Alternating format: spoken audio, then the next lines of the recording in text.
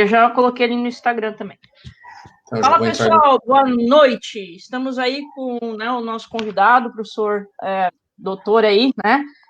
Marcos Vinícius Cordeiro, fisioterapeuta, foi meu colega aí de graduação, né? A gente cursou fisioterapia juntos. A gente só está esperando aí o pessoal entrar e vamos conectar no Instagram também. Então, quem quiser, acessa lá o meu Instagram. Aí o doutor vai estar entrando lá e a gente vai fazer um bate-papo, tá? O Instagram meu é @coach.gevlinalmeida. Entra lá e participa. Rapidinho, a gente só vai esperar o pessoal estar entrando para daí começar a fazer as perguntas, beleza? Se quiser acessar lá, daí já. Tá bom? Vou colocar aqui no meu Instagram já.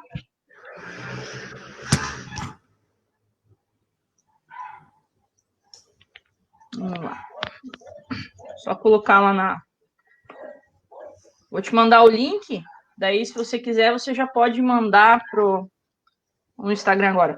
Fala, galera do meu Instagram. Tamo aí.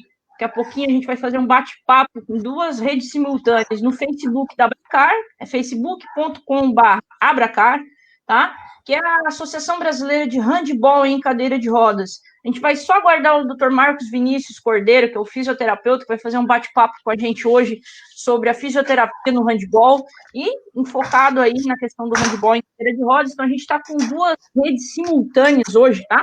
No Facebook e aqui no meu Instagram. Então, a gente vai estar aguardando aí o Dr. Marcos solicitar a entrada aqui no meu Instagram e logo, logo a gente começa, tá? Quem quiser também conferir pelo Facebook da Abracar, é só clicar lá, facebook.com/Abracar. Como é que escreve Abracar? ABRHACAR. Beleza? Ele já solicitou aqui. Vamos lá.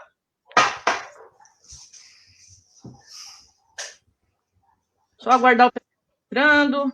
Beleza? Estamos ao vivo. Estamos ligando 2 redes simultâneas.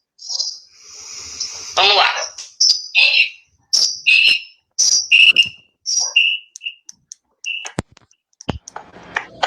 Tentar ligar o... Vamos ver aqui. Então, galera, pode ser que dê um pouquinho de microfonia aí, mas a gente vai estar trabalhando com 2 redes simultâneas. E vamos aí buscar com fone de ouvido e tudo mais, para a gente tentar ficar um pouquinho melhor. Beleza? Vamos lá? Então, primeiramente, aí agradecer ao Dr. Marcos, né, que está participando com a gente aqui no Facebook da Abracar e no meu Instagram.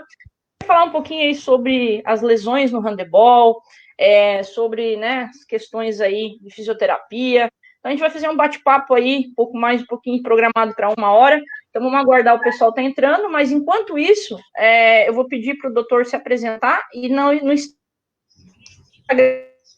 aqui, doutor, só tem que ajeitar um pouquinho aqui, tá só metade da cabeça. Tá aparecendo um pouco? Eu não consigo, eu não estou vendo a minha imagem, vamos ver. Só ajeitar só um pouquinho a tela do celular, tá bom? Aí, enquanto isso, eu vou passar lá o link para o pessoal lá no grupo. A gente está ao vivo.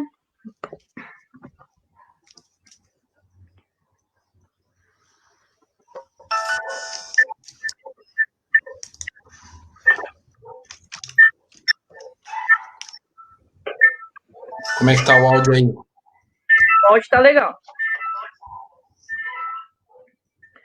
Só vou clicar aqui para passar a página, tá? E daí eu já está no ar também no Facebook da Abracar. Tá o link. Beleza? Então vamos lá. Doutor, primeiramente, muito obrigado aí por ter participado, né? Tá participando desse momento com a gente aqui. Só no Instagram ficou a imagem agora meio travada. Deu um probleminha lá no Instagram dele. Vamos lá. Ficou travado a imagem. Tá travado ali? Tá travado. Vamos ver. Eu vou tentar sair e voltar, então. Vamos ver se melhora. Ok. Tranquilo. Então, galerinha que está acompanhando aí o meu Instagram e também, né, o Facebook da Abracar, a gente está tentando transmitir em 2 redes simultâneas, tá? A gente, só ajeitar aqui a câmera. Então, a gente está trazendo aí um fisioterapeuta, né? Ele é ex-jogador de handebol, e a gente vai fazer um bate-papo aí sobre fisioterapia, prevenção de lesões no handebol. Então, estamos tentando aí transmitir com 2 redes simultâneas, tá? A gente, na próxima vez, a gente vai fazer no próprio Instagram da Abracar, mas a gente está tentando aí trazer um alcance um pouquinho maior das pessoas aí também da rede do Dr. Marcos, né? Então, vamos lá. Então, enquanto ele não entra aqui no Instagram, nós vamos falando aqui na página da Abracar. Então, doutor, estava colocando. Primeiramente, muito obrigada aí por você estar nos contemplando aí com a vinda na página da Abracar, para que a gente possa conversar um pouquinho sobre a questão de lesões no handebol. Fala um pouquinho aí da tua história, depois eu coloco como eu te conheci, né? A gente também estava trabalhando junto na faculdade, né? Vai lá, tem o Dr. Marcos aí. Passa aí pro pessoal que está entrando com esse Então, eu sou o Marcos, né? Deixa eu só fugir daqui, que na plataforma eu estou escondido atrás do meu nome, daí não fica legal também, né? Vamos lá, aí fica melhor, daí aparece direitinho assim, fechou. Vamos lá. Então, eu sou o Marcos Vinícius Cordeiro, né? Sou fisioterapeuta. Eu não sou natural, mas sou criado aqui em Itajaí. E a minha história começou com o handebol, na verdade, muito cedo, né? Eu, desde jovem, pratiquei handebol, e o handebol, na verdade, está me dando muita coisa, praticamente tudo do que eu tenho hoje, desde a possibilidade de fazer a fisioterapia, fazer a faculdade, bolsa, desde a época de escola, enfim. E a gente vai se apaixonando pela modalidade. Eu, particularmente, consegui juntar 2 coisas, né? Trabalhar com esporte e com fisioterapia. E já estamos aí nessa levada há bastante tempo, né? Comecei a atuar ainda na faculdade, então já temos aí, entre período de estágio e de contribuição com algumas equipes, já estamos somando aí praticamente 12, 14 anos atuando na área, né? Então já estamos um tempinho de bagagem aí. Então, o Dr. Marcos aí na graduação, a gente cursou fisioterapia juntos, né? Ele formar, eu por percalços financeiros aí, até puxei para educação física, mas agora estou voltando na fisioterapia, se Deus quiser, vou me formar. A gente, inclusive, atendeu juntos, né, na pediatria, né? Então, teve uma pequena parceria aí lá na faculdade. E a gente também voltou com essa parceria, se não me falha a memória, foi em 2016 ou 2017, uma coisa assim, né? Isso. Parajás, né? Onde a gente trabalhou como classificadores. Então, fala um pouquinho desse contato que você teve com o paradesporto, dessa parte aí. Então tá, o paradesporto, ele apareceu para mim, na verdade, de uma forma bem surpreendente e que para mim foi bacana, né? Foi uma surpresa bem positiva. Porque o que aconteceu? A gente chegou, era no ano de 2013, se não me engano, para Jasque de Joaçaba, né? Quem me ligou foi o Kelton, né? O Keké, famoso Keké, que trabalhava na época na Fundação de Esportes, e o Kelton me ligou, me chamou pelo apelido, né? Bomba. Chegou, Bomba. Seguinte, cara, eu não tenho físio para ir, fulano não pode, o ciclano não tem como, enfim, não tinha condições de ninguém ir. Eu falei, não, eu vou, mas para quando que a gente vai agendar? Não, é para depois de amanhã para ir. Então, assim, em 2 dias eu falei que sim, fomos, e foi uma experiência, assim, ó, extraordinária. Eu digo para todo mundo, a minha grande primeira experiência, assim, que mexeu no meu coração em se tratando de fisioterapia, principalmente de fisioterapia do esporte, foi ali. Porque na faculdade a gente acaba, né? Bom, aquele período que a gente acabou atendendo junto, a gente acaba se comovendo com um paciente, com outro, uma história aqui, ali, enfim. Não tem como, a gente é ser humano, não tem como não se envolver. Mas no paradesporto foi muito bacana, porque assim, ó, a gente via uma coisa que é o que eu sempre digo para todo mundo, e aquela experiência de Joaçaba, para mim, foi muito marcante por conta disso. Uma coisa é você conviver com alguém que tem algum tipo de deficiência, algum tipo de limitação, né? Então, assim, ó, por exemplo, já convivia contigo, eu tenho um tio que é cadeirante, enfim, a gente tem uma série de influências ao longo da vida, então a gente vê como lidar. Mas uma outra coisa é a gente ver aquele Parajás que que foi extraordinário por conta da superação.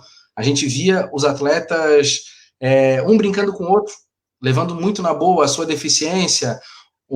Então, assim, aquelas brincadeiras foram muito salutares e, assim, o grande fechamento daquilo, a gente conseguir ter um bom resultado, que foi a primeira vez que a gente foi com uma delegação totalmente preparada, com equipe montada, com fisioterapeuta, com enfermeira, estava tudo muito bem organizado e a gente conseguiu ser campeão estadual, campeão geral, que foi a primeira vez na história.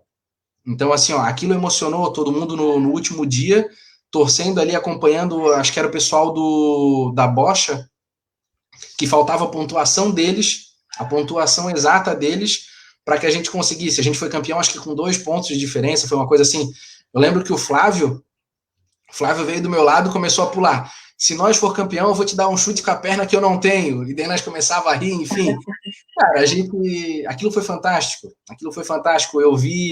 Tu vê pessoas que usam a deficiência, aproveitam a deficiência para o bom humor, para se levantar e não para fazer o contrário. Não para se diminuir, para se sentir coitado, não isso. E isso é muito legal. Isso foi uma coisa que eu consegui ver na primeira vez, juntar a ideia minha da fisioterapia, que é auxiliar as pessoas, tratar as pessoas, e ver o esporte, que é uma coisa que é a minha grande paixão também. Então isso foi muito bacana, né? Isso foi bem legal. E eu só vou te pedir assim, ó, se tu puder sair no Instagram e entrar de novo, porque ali eu só estou me enxergando, só você tá preto ali, tá carregando, tá? Tá, vamos de novo ali, mas pode ir falando, vamos vendo. Então, galera, essa experiência que ele falou, eu vi, porque eu estava nesse ano, né, participando do Parajasc, e a gente vive essa questão, para quem é de Santa Catarina, a disputa do Parajasc é ponto a ponto, né, no caso, as competições vão acontecendo e a gente vai ponto a ponto disputando aquele título geral, aquele título por segmento. Então, é realmente nessa história. E uma das coisas marcantes, assim, que a bocha, né, falando um pouquinho, né, a bocha da região do litoral é muito forte, né, então o Itajaí também é potência na bocha paralímpica, e também a gente tem aí as equipes também do handebol em cadeira de rodas também, que são referências aí no Brasil. Fala um pouquinho assim né, para o pessoal também conhecer o Dr. Marcos, mais conhecido como Bomba, né? A gente conhece mais como Bomba. Isso aí. Então, de ter participado da classificação funcional no handebol em cadeira de rodas, né? Porque para quem está assistindo, quando a gente fala em esporte paralímpico, né, o esporte adaptado, porque o handebol em cadeira de rodas ele não é um esporte paralímpico ainda. Ele está caminhando para ser. Só que classificação funcional. Esse sistema de classificação funcional, para você que está assistindo aí no Instagram, né, é um sistema que a gente avalia o atleta perante a sua parte funcional, depois a sua parte específica, que aí é o desempenho dele enquanto atleta e na cadeira de jogo. Então, qual foi o Bomba aí, né, participar desse momento, assim, como classificador funcional, está avaliando esses atletas, essa experiência que você teve? Assim, na verdade, daí, o que aconteceu? Para a gente fazer a avaliação, eu até precisei da ajuda tua, né, Jevely, de me passar a parte técnica, porque a parte técnica para avaliação funcional, pensando em atleta e em paradesporto, eu tinha conhecimento muito vago. Então, a gente teve que tentar associar o que eu tinha de conhecimento da parte da fisioterapia, o conhecimento técnico da físio, e conseguir linkar com tudo aquilo para a gente poder fazer uma classificação funcional que realmente fosse funcional. Porque o que aconteceu? A gente se deparou numa classificação que não todos, mas alguns atletas estavam numa classificação, numa classe que não era a sua classe. E isso acabava prejudicando tanto o desempenho, né, com outras equipes, porque daí essa equipe ficava mais fortalecida, quanto não dava um jogo mais atrativo, porque acabava daí atrapalhando a própria dinâmica do jogo, porque tu tinha um cara que estava numa classificação X, mas a classificação dele era Y, e aquilo ali modificava, porque daí o time tinha 2 pessoas com mais limitação, ou alguma pessoa com uma pouca limitação que estava classificado, sendo que ele não tinha essa pouca limitação. Então, isso que foi o complicado, a gente conseguir adequar tudo isso. Mas daí, na época, até o professor Beto também ajudou a gente, e a gente foi aos pouquinhos adequando isso tudo, e foi o que eu achei que foi o mais interessante foi quando a gente definiu que, além de fazer a classificação, nós iríamos fazer um teste pré-competição, que era um teste pequeno, não sei se tu te recordas, que era um deslocamentozinho de drible de bola, passes laterais para a gente ver como é que ficava, simulação de arremesso, tudo isso para a gente poder ver realmente qual que era a funcionalidade de cada um. E tanto que a gente comprou, na verdade, acabou comprando uma briga naquele Parajasc, porque muita gente, mas eu sou classificação tal, e vocês estão me dando outra.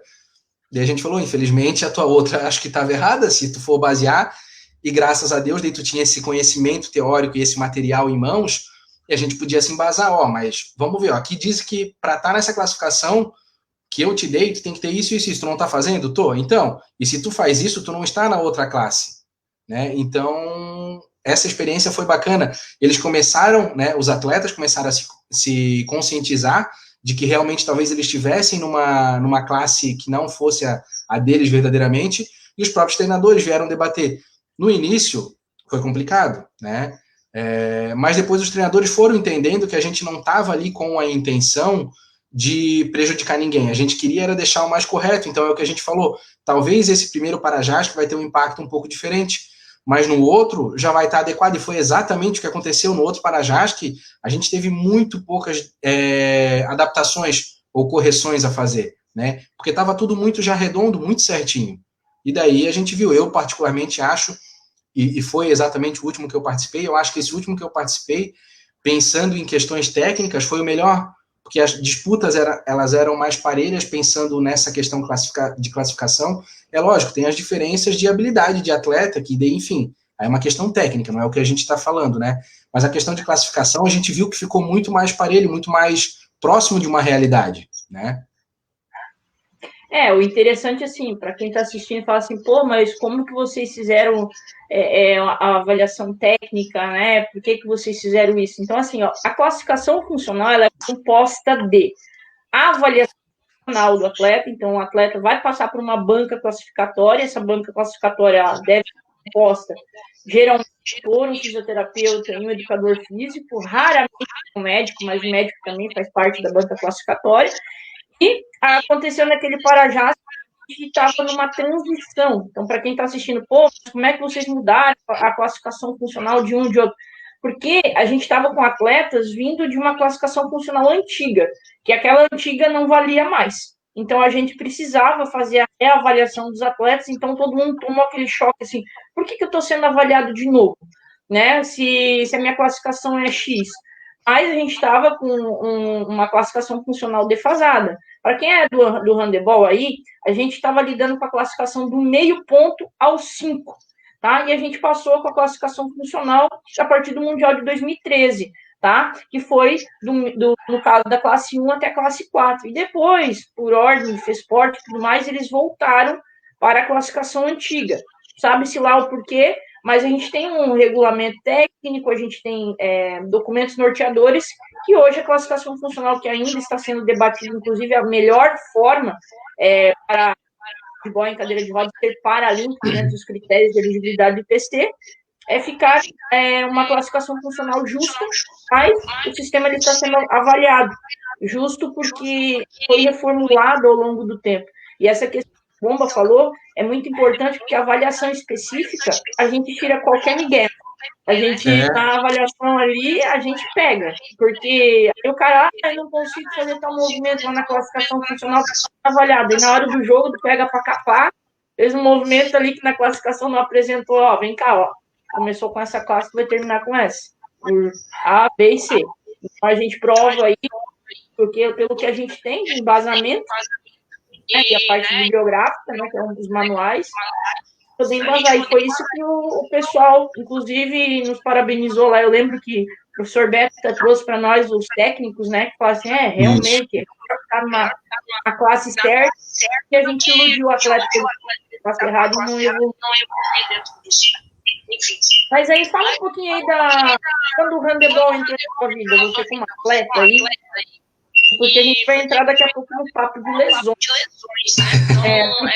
Como atleta, a tua experiência como fisioterapeuta de...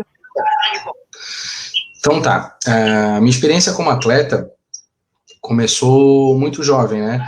O handebol entrou na minha vida mais ou menos quando eu tinha uns 9 ou 10 anos de idade. Eu fui convidado por um professor do colégio que eu estudava aqui em Itajaí, o Colégio Faial, o professor que hoje já é até falecido, o professor Márcio da Rosa. Ele me viu jogando nas escolinhas de futsal do colégio e ele me chamou, ele falou, cara, eu acho que tu tens um perfil que tu pode acabar se dando bem no handebol, vamos lá, tá faltando gente. E me chamou para fazer um torneiozinho interno do colégio. Aí eu participei dele, falou, cara, eu acho que tem futuro, e foi me chamando, e assim foi indo, e daí dali para frente, eu comecei a competir, comecei a treinar, e foi indo assim até os meus 15 anos de idade. Nos meus 15 anos de idade, eu ainda me dividia entre futsal e o handebol. E daí chegou o professor que tu também conhece, o professor Daniel, e o pai dele, né, o professor Dário, chegaram para mim num campeonato que aqui era muito famoso em Itajaí, entre os colégios, que era o Gil Handfest, e o professor Daniel me falou, cara, vamos jogar com a gente na fundação? Eu falei, claro, vamos, para ontem, né? Quem que não quer representar o município? Ainda mais Itajaí, que no handebol tem um nome muito, muito forte, né? Um nome histórico. E aí eu fui. E de lá para cá foram esses anos todos dedicados ao handebol. E graças a Deus me deu estudo, como eu falei antes, ele me deu a faculdade, né? Muito, muito grandemente eu sou obrigado a agradecer o handebol, porque se não fosse handebol eu não teria condições financeiras de fazer a faculdade. Não teria como. Já com bolsa já era complicado, tu bem sabe como é que é a questão de se fazer uma fisioterapia aqui na Univale em Itajaí, né? Então, sem a bolsa não teria a menor condição, né? E eu fui fazendo assim, e ao longo da minha história eu fui encontrando pessoas muito boas que foram me dando experiência, tanto no handebol, quanto experiências de vida, né? Então, assim, o professor, como eu falei, o professor Daniel, o professor Dário, tive treinadores na base aqui em Itajaí que me ajudaram muito, e depois trabalhei com eles também no adulto ou em outros momentos, né? O professor Adrian, a Cláudia, uma grande amiga minha hoje, pessoal, a Aline Pará, que foi da Seleção Brasileira de Handebol, inclusive com participação em Olimpíada, em Mundiais, enfim.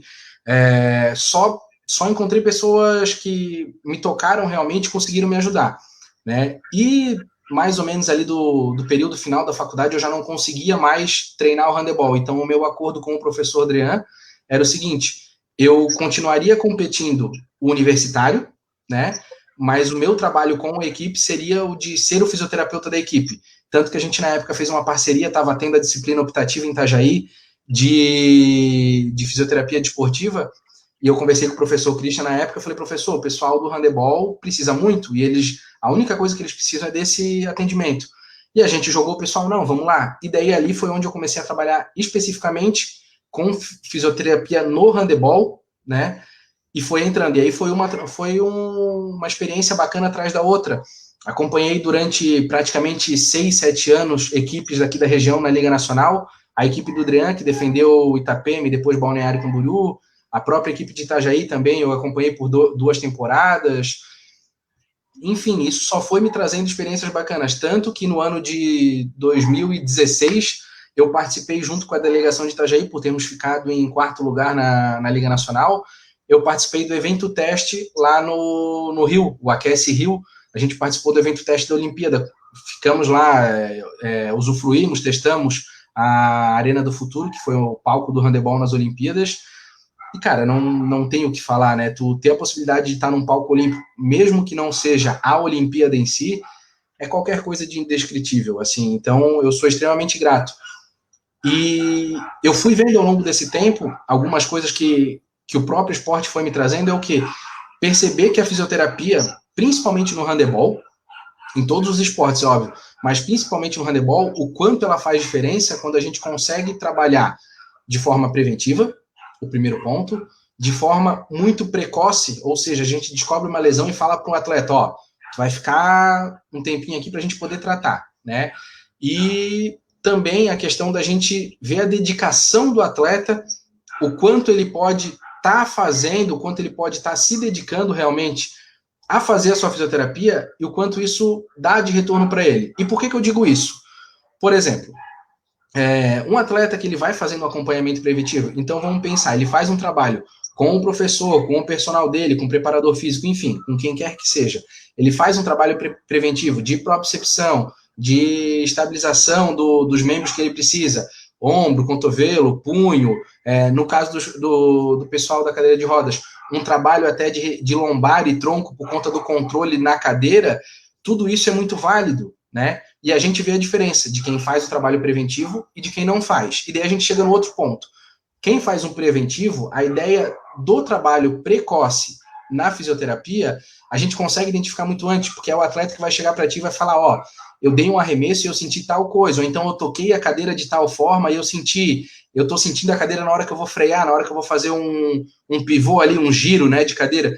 Então, o trabalhar com a fisioterapia nesse ponto, ele é muito bacana por isso. A gente consegue, com atletas, perceber que tá vindo uma lesão, ou já está instalada uma lesão, e tratar ela precocemente, né? E isso é uma coisa que é bacana e dá um retorno para a gente muito bom, porque é um atleta que quanto mais precoce a gente vê, ou mais preventivamente a gente age, menos tempo ele vai ter de parada, menos tempo ele vai ter de interrupção, seja no treino, seja no seu período de competição, seja inclusive num período de jogo, porque de repente tu vai ter uma lesãozinha ali, aquelas coisas simples de jogo, pô, eu dei um mau jeito, coisa e tal, então tu vai substituir o atleta e vai tentar fazer alguma coisa. Mas e aí? Tem atleta que tu vai ter que voltar. No caso, por exemplo, do handebol em cadeira de roda. O atleta às vezes vai ter que voltar por conta da pontuação. Às vezes ele, vamos falar assim, ó, de uma forma mais vulgar, às vezes ele não é necessário, entre aspas, naquele momento para a equipe, tecnicamente falando. Mas ele é necessário pela pontuação dele. Não tem ninguém que bate se não tiver aquela pontuação. E aí? Daí chega naquele ponto, que é o atleta que a gente fala, diferentemente do handebol convencional, vamos dizer assim, o cara tem como, tipo, não, então fica aqui. Agora, no cadeira de roda, às vezes o cara vai chegar num ponto e, tipo assim, ó, tu precisa de um cara de uma pontuação 2, e não tem ninguém em pontuação 2. Ou é ele ou é ele. Ah, mas eu vou tirar um 4 e vou tentar. Não bate. Ah, eu vou tirar um. Não bate. E aí tu fica naquela, além da parte técnica, tu tem a parte matemática. Então, assim, ó, a participação do atleta e da fisioterapia nesse ponto, ela é primordial para isso. Para que o atleta não se torne um empecilho para a equipe por conta disso, de não estar em condição, que é uma coisa importante, né? Vocês que trabalham diretamente sabem muito bem. Eu me lembro de uma vez que até quem estava cuidando da equipe junto era o Antônio, e o Antônio chegou para mim e falou, cara, fulano tá morrendo, não tá mais aguentando, e eu tô com dor, mas eu vou ter que voltar, porque é só eu que vou bater a pontuação com ele. E daí, tipo, a gente ficou naquela, tá, e agora? Compromete o cara? E aí tu vai lá, faz um bem bolado do jeito que dá e vamos que vamos embora. Né? Mas é essa coisa que é importante a gente saber, que eu sempre bato muito isso na tecla, no consultório, os pacientes atleta, palestras quando eu dou, enfim, eu sempre falo isso, a ação preventiva, a preparação faz a diferença para qualquer atleta, principalmente em atletas nessa situação, por exemplo, do handebol em cadeira de roda, porque a gente está falando de repente, tu perder uma partida, ou de tomar uma punição porque a pontuação não bateu e tu achou, de repente quem tá ali cuidando nem vai ver que a pontuação não bateu. Pode demorar um pouquinho, mas que o cara vai ver, porque matemática todo mundo consegue fazer, né? Então... Sim. Eu sei, uma situação que tu levantou é muito importante. E assim, o atleta, às vezes, eu vou entrar no assunto agora que isso acontece direto. Às vezes nós, como técnicos, a gente pede, por favor, fale quando vocês estão sentindo dor no ombro. Eu chego a implorar para os meus atletas falarem assim, você está sentindo dor no pós-treino? Ah, não, de boa, tranquilo. Mas, às vezes, a dor é o start de alguma coisa que está acontecendo ali. É um sinal de alerta pelo que está acontecendo. Eu, com os meus atletas, quem treina, eu tenho um formulário de treino, inclusive eu pego para eles preencherem ali e dizerem se alguma coisa que sentir normal. Vou dar um exemplo de um atleta meu de semana. Ele fica o microciclo dele, né? O microciclo, que ele veio de um treino aí diferente com outro profissional. Eu falei, bom, vou te propor aí um microciclo avaliativo. A questão dele toda era a atividade dele. Aí eu coloquei para ele assim, ó, tu vai baixa carga. Aí ele me faz no elevador lateral 13 quilos. Oh, tô sentindo meu braço, o braço quebrado, não sei o que. Mas eu pedi para você fazer com uma baixa carga, não é? Não, mas é baixa carga. Então, assim, às vezes a gente puxa a orelha dos atletas, eles querem dar o seu máximo e às vezes o corpo não está preparado para isso. Fala um pouquinho para a gente dessa questão, assim, de você exacerbar na carga de treino aí, pode comprometer uma lesão, inclusive até grave, né? Sim, assim, uma coisa que eu bato muito com todo mundo, bato muito nessa tecla, que é uma coisa muito simples, e às vezes é difícil, principalmente atleta. Atleta é complicado isso, mas tu vai pegar e vai falar para ele, tu vai passar um TheraBand e vai falar, nós vamos fazer elevação frontal e elevação lateral. E o TheraBand para ele vai ser fraco, é fato. Para um atleta, tu vai ter que ter vamos dizer assim, um grau de tensão muito aumentado, né? Mas vamos seguir nessa ideia de exemplo que é bem comum. E aí tu pega e fala para ele, tu vai fazer 4 séries de 10. Ele vai lá, terminei, fiz as 40. Ele fala, não, mas não é 40. Eu falei 4 de 10, então faz 10, repete até fechar os 40. E daí muita gente pergunta, tá, mas tem diferença? Eu falei, é o que eu falo bem assim, beleza, eu acho que tem. Porque se tu tem que encher um caminhão que tem 1 tonelada, tenta botar nas costas e botar essa 1 tonelada em cima do caminhão. Agora tenta pegar cada saco de cimento e botar lá em cima essa 1 tonelada.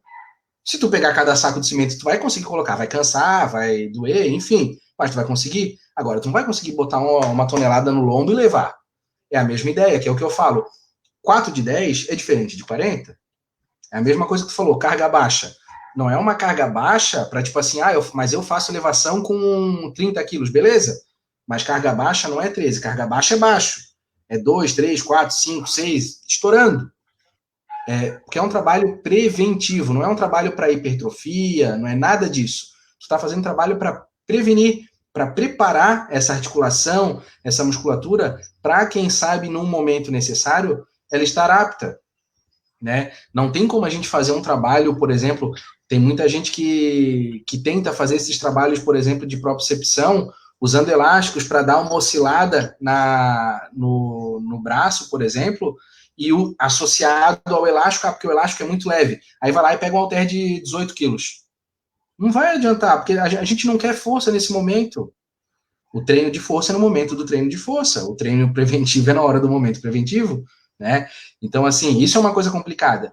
E a gente pega isso para várias coisas. Da mesma ideia, por exemplo, assim, a gente já teve uma vez ali em Itajaí, até um atleta que era do handebol em cadeira de roda, que ele estava com uma lesãozinha no antebraço, em pronador, e ele sentia eu tocar a cadeira. E vieram conversar comigo um pouco antes da competição. Tu podes avaliar e fazer uns testes com ele?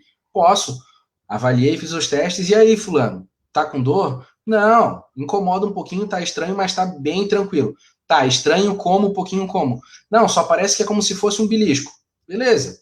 Mas o que acontece? Chegou na competição, primeiro jogo, ele pediu para sair no primeiro tempo e falou assim, cara, não dá mais para mim. Por quê? Não, aqui é no lugar da lesão, eu não aguento.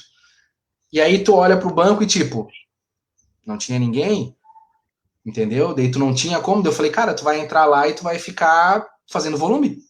Porque não podemos abrir mão de ter um atleta que nem tu. E daí depois ele veio contar quando acabou o jogo. Não, cara, aquela vez que a gente fez o teste lá no ginásio, na verdade eu tava com dor pra caramba.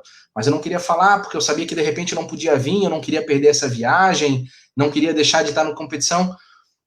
Mas e aí, prejudicou a equipe? Se ele fala, talvez a gente tivesse poupado ele, deixava ele poucos minutos, tirava mais poucos, tirava, enfim. A gente entra nessa situação e é isso que eu falo. O entender que o trabalho preventivo ele não precisa ser exaustivo é uma coisa que é o mais difícil em atletas. Ele, por vezes, pode ser exaustivo, mas ele não tem que ser assim. Não é uma necessidade, não é uma regra, né? E esse é o grande ponto que a gente pega, às vezes, para conseguir botar na cabeça de um atleta isso, né? Botar na cabeça de que ele não está ali para se desgastar, ele está ali para se proteger. É um tipo de trabalho que ele está ali para se proteger, único e exclusivamente para isso, né?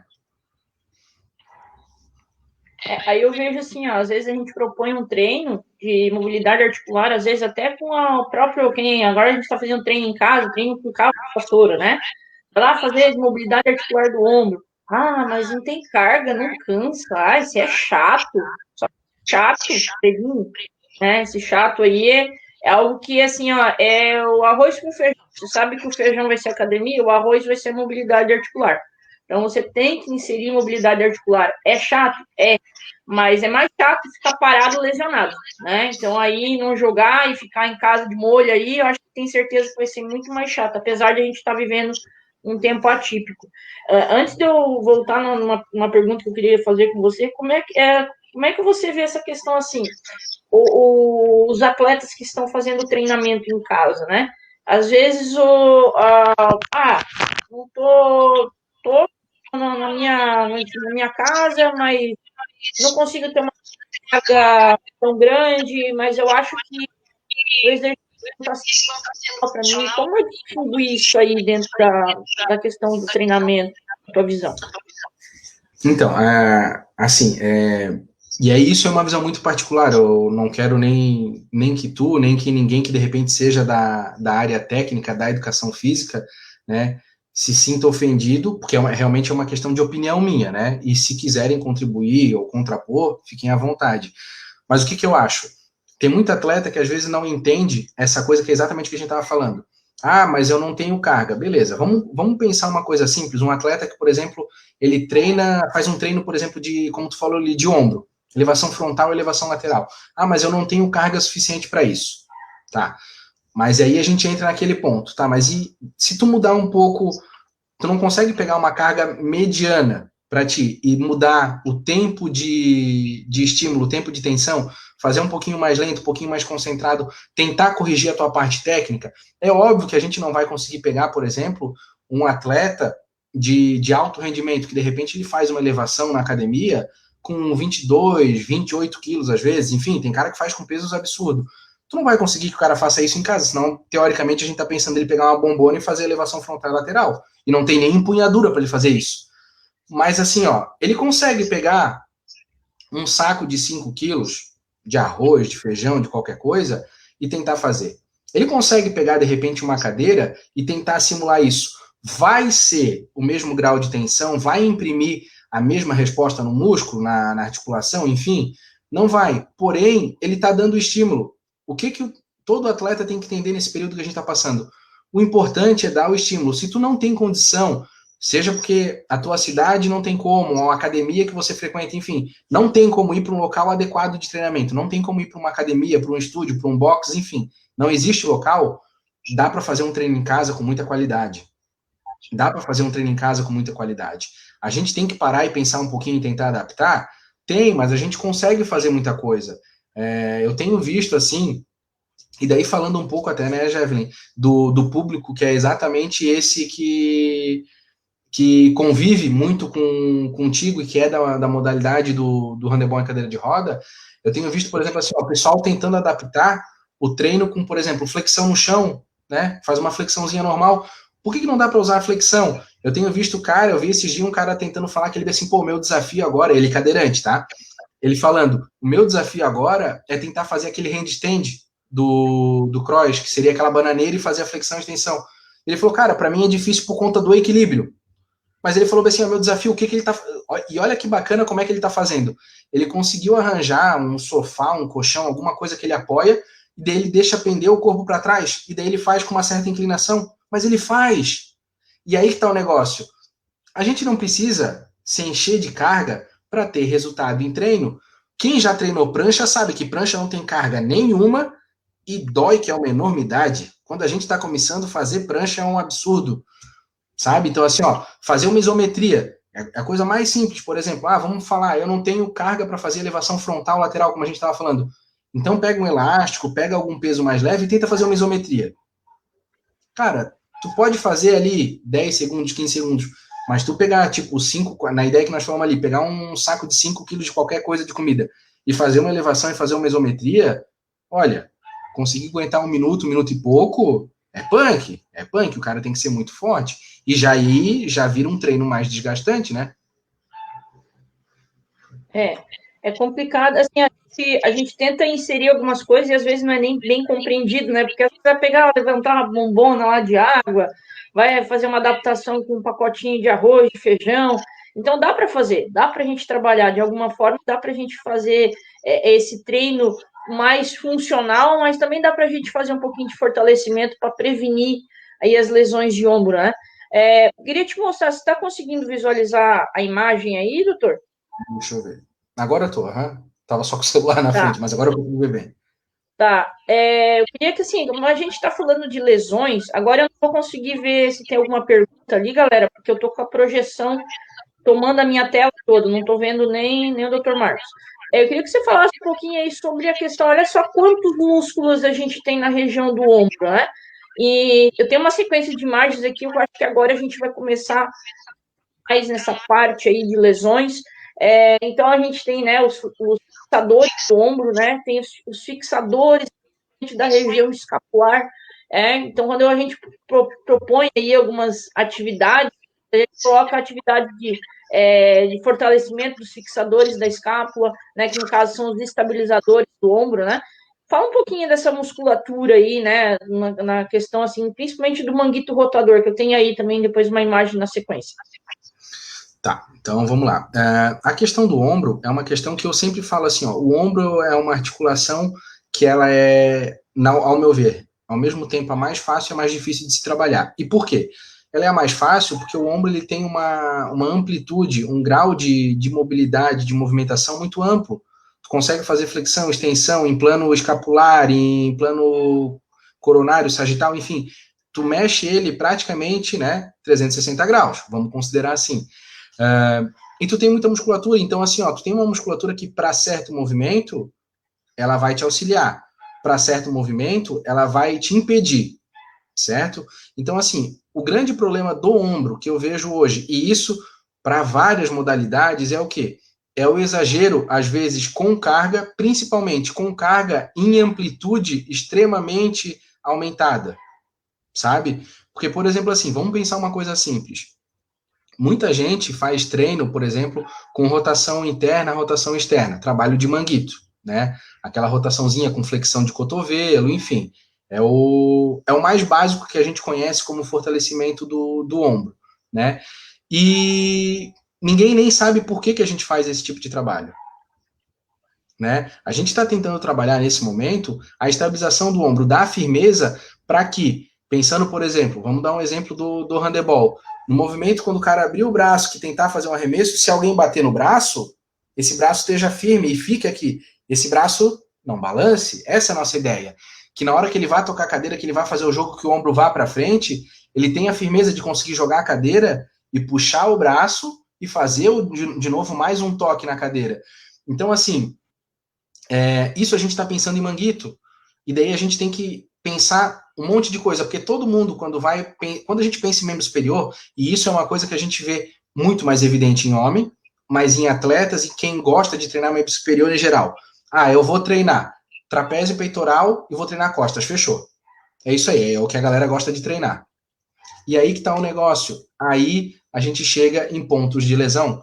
A gente tem que treinar o complexo do ombro como um todo. E por que eu chamo de complexo? Membro superior, enfim, a gente tem que tratar como um todo. O que eu vejo? A gente não pode fazer um trabalho amplo antes de um pequeno. Então, assim, ó, enquanto não se tem um trabalho pequeno, que é o trabalho de manguito, rotação interna, rotação externa, o fortalecimento de elevação frontal, elevação lateral, em isometria, com repetições, enfim, das várias formas que a gente não vai conseguir passar para movimentos amplos. Não tem como. Não tem como. Tu permite, se tu fizer isso, tu permite que a tua articulação fique sujeita a uma lesão, porque tu não preparou ela para isso. Tu não tem como não ter lesão se tu não prepara um músculo, se tu não prepara essa articulação, né? E isso, assim, pensando em esporte de contato, mais ainda no handebol em cadeira de roda, se não tem um ombro bem preparado, não vai rolar. Vou fazer uma pergunta, não sei se eu estou passando umas imagens que é de uma apresentação que eu fiz aí para as seleções brasileiras. Eu queria que você falasse aqui, já que você tocou no assunto de seu ombro. Aí eu penso assim, ó, o atleta está lá com.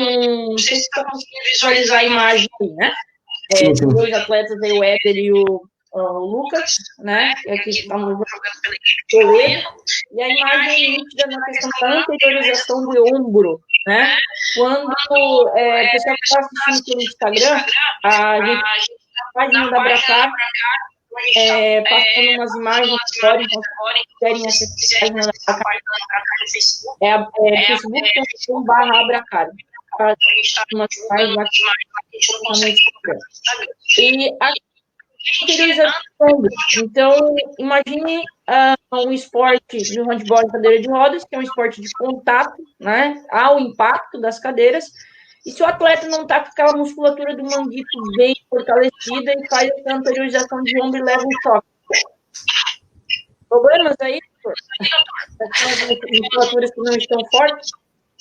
Muitos problemas. E, assim, eu não sei se tu teve uma das edições ali do Parajasc, Jevlin, que a gente teve uma situação parecida com essa. Eu não vou lembrar de que cidade que era o atleta. Eu sei que Criciúma estava jogando porque o Martinho veio falar comigo depois. E o atleta deu um mau jeito e ele saiu. Ele estava tocando a cadeira, ele estava terminando o toque, então ele estava com essa rotação interna e o braço bem à frente. E teve uma trombada. E ele caiu, coisa e tal, não, eu vou sair. E depois a gente foi conversar e ele fez uma subluxação. E daí a gente ficou naquela, tá, e agora? O que a gente faz? Porque daí, o que acontece? Eu não conheço o histórico do atleta, eu não sei se ele está fortalecido, se não está. A primeira coisa que a gente fez, lógico, com relação ao atendimento, a gente encaminhou esse atleta para a delegação que era responsável por ele, para que fosse até um hospital para fazer essa redução dessa luxaçãozinha que teve. Beleza, o atleta recuperou, ficou legal, ficou com dor, ele só não competiu mais. Mas assim, com certeza, foi uma lesão que, se o atleta tivesse um bom fortalecimento, tivesse feito um trabalho preventivo, ele não teria tido essa lesão. Ele ia ter a queda, beleza, ia ser um impacto, uma pancada. Só que assim, e daí a gente entra naquele ponto. A gente não pode pensar em um atleta de handebol, ele não precisa ter volume, ele não precisa ter aquele ombro gigante, aquele ombro quase de boneco que a gente compra, sabe? Aquele ombro do Batman, do Homem-Aranha, não precisa ser isso. Só que assim, ele tem que ter um ombro forte. E daí tu pega um atleta que tu consegue nitidamente ver que ele é um braço, um ombro extremamente emagrecido, me perdoe todo mundo, e aí me perdoem os meus colegas fisioterapeutas que discordam de mim, mas um ombro bem fortalecido, minimamente, ele vai ter fibras musculares para tu ver, visível. Ele vai ter um volume muscular minimamente, mas visível. Tu não vai conseguir ver, vamos dizer assim, vamos falar bem no popular, tu não vai conseguir ver um magrão com um ombro forte. Sabe? Minimamente, ele pode não ter um volume. O volume é pequenininho de ombro, mas ele tem aquele ombro que tu olha, que tu fala, que é o que os caras costumam dizer que é o ombro de pedreiro, que não é um volumão, mas é um ombro que tu vê, pô, esse ombro é forte, né? Tem um volume legal, tem uma fibra legal, tem um desenho bacana. E não tem como a gente pensar diferente. Não existe como. E é por isso que eu falo, a gente tem que pensar sempre em trabalho do menor para o maior. Não existe como a gente pensar em fazer um trabalho de estabilização em se tratando de ombro, por exemplo, sem fazer um trabalho de rotação interna e externa antes. Não tem como. Não tem como a gente pensar num ombro forte, protegendo o ombro, sem a gente fazer um bom trabalho, por exemplo, de romboide. E aí a gente entra naquele ponto, tem muita gente, eu não gosto de fazer aqueles trabalhos de mobilidade, de retração da escápula, eu não gosto de fazer remada. Então tá bom, torce para ninguém trombar na tua cadeira, porque se tu trombar na tua cadeira e tu cair, um abraço, meu querido. É cirurgia, é um tempinho parado, quem sabe acabou a possibilidade de handebol, enfim. Eu tô passando umas imagens aí, se quiser comentar sobre alguma delas. A gente tava falando de rotadores. Olha lá. Essa imagem que tu estás passando, Jevlin, essa que está com um movimento ativo ali, que para quem não está vendo a imagem é rotação interna e rotação externa. Cotovelo flexionado. Deixa eu tentar virar a câmera aqui do Instagram só para você ver. Aquele fortalecimento que a gente faz assim, beleza? Vamos lá. Eu, particularmente, acho que é um dos fortalecimentos mais eficazes que a gente tem para o ombro. Minha opinião. Só que a gente tem que lembrar de uma coisa. O nosso ombro ele tem uma tendência à rotação interna. Por tipo de movimento que a gente faz, por musculaturas que estão atuando, e daí a gente pega e fala, eu digo isso muito no consultório, vamos trabalhar mais rotação externa do que rotação interna. Por quê? Porque a rotação externa vai te estabilizar e vai permitir que teu ombro fique numa posição mais do neutro. Porque é difícil tu ver alguém que tenha a tendência à rotação externa. Existe? É claro que existe, não estou dizendo que isso é uma impossibilidade. porém a gente tem que fazer. E daí a gente pensa uma coisa, esse trabalho a gente tem que ter muito cuidado quando a gente vai fazer ele com as suas variações, de, por exemplo, fazer ele com elevação, faz uma elevação lateral e fazer rotação interna e externa. Por quê? Se o teu ombro não está preparado, se tu não está cuidando disso há muito tempo, tu fazer esse tipo de movimento, ele pode ser mais lesivo do que preventivo, certo? E principalmente, é o tipo de coisa que eu falo, é um trabalho que eu, particularmente, vejo como muito legal e indico para quem vai ter essa utilização. Porque vamos pensar o seguinte, tu tens um atleta de handebol em cadeira de roda, ele vai precisar desse movimento. Tu tens um nadador que ele vai fazer um movimento, ele precisa desse fortalecimento aqui. Agora tens um cara que ele não faz nenhuma dessas modalidades, vamos dizer, ele joga futebol, ele nem é goleiro. Para que tu vai fortalecer ele aqui? Um cara que só treina em academia, para que tu vai fortalecer ele nessa posição? Sendo que, também nessa posição, a gente aumenta muito a possibilidade do impacto na articulação. Ela está muito, a articulação ali glenomeral, ela está muito compactada. Então a gente tende a provocar lesão, ter até possível, quem tem, por exemplo, um acrômio ganchoso, nesse movimento vai ficar fazendo lesão. Então, assim, para que fazer? Vamos fazer ele no neutro aqui, com o braço para baixo, de repente num plano escapular até 45 graus, que a gente tem segurança. E por que eu digo isso? Isso é uma coisa que é uma dica que eu dou, inclusive, para quem é professor, para quem é treinador. Não há necessidade da gente fazer dessa outra forma. Pelo menos ao meu ver. A gente tem mais coisas contra do que a favor. Entende? O que eu penso quando eu falo com relação a isso? Eu penso que o que isso vai me trazer de positivo? O que isso vai me trazer a mais? Se não vai me trazer nada a mais, não existe por que fazer. Né? É um raciocínio básico. Aqui eu estou projetando a articulação aí, né, a acromioclavicular e a glenomeral. Aqui, sim, quando a gente estava falando sobre luxação, né, para quem está assistindo e não entende um pouquinho de luxação, a luxação nada mais é do que o afastamento, né, ósseo aí, no caso aqui, da articulação glenomeral, do húmero da cavidade glenoide, né, que é essa parte que a gente está projetando aí. Quando a gente estava falando de anteriorização de ombro, meu Deus, por exemplo, daquele impacto que a cadeira, no caso, recebeu, né, o jogador recebeu de outro jogador, e que daí luxou. Era isso aqui que a gente estava falando. Fala um pouquinho dessa questão desse afastamento, vamos dizer, ósseo, né, no caso do húmero, da parte glenoide aí, cavidade glenoide. Então, quando a gente fala em luxação, a gente está falando da articulação, e isso para qualquer articulação, ela perde o seu contato natural. Então vamos pensar assim, por exemplo, um ombro, né? O ombro ele estaria encaixado dessa forma, para quem está vendo no Instagram, porque não tem a imagem, fica melhor. O ombro fica numa articulação que ele fica encaixado assim. A luxação nada mais é do que ele sair do seu lugar e reposicionar em outro ponto, que não é a sua cavidade natural. Isso falando em ombro, mas qualquer articulação pode luxar. A gente pode ter uma luxação de dedo, uma luxação interfalangiana, como para qualquer outra articulação. Qual que é o grande problema disso? Quase que todos os casos, a luxação acontece ou com um trauma de estresse de alta energia, ou seja, uma queda com muita energia, uma queda de grande altura, ou uma queda com um grande impacto, alguma coisa nesse sentido, né? Ou também quando é uma coisa simples, que eu já peguei muito no consultório, por exemplo, gente que luxou ombro ou qualquer outra articulação com uma queda em casa da cadeira. Foi sair da cadeira e não, enfim, tinha alguma coisa que atrapalhou, caiu e luxou. É sinal que aquela articulação não está bem protegida, aquela articulação não está bem trabalhada. Vamos pensar assim, ó, vamos pensar nessa ideia, vamos continuar nessa ideia do ombro e do atleta de handebol em cadeira de roda.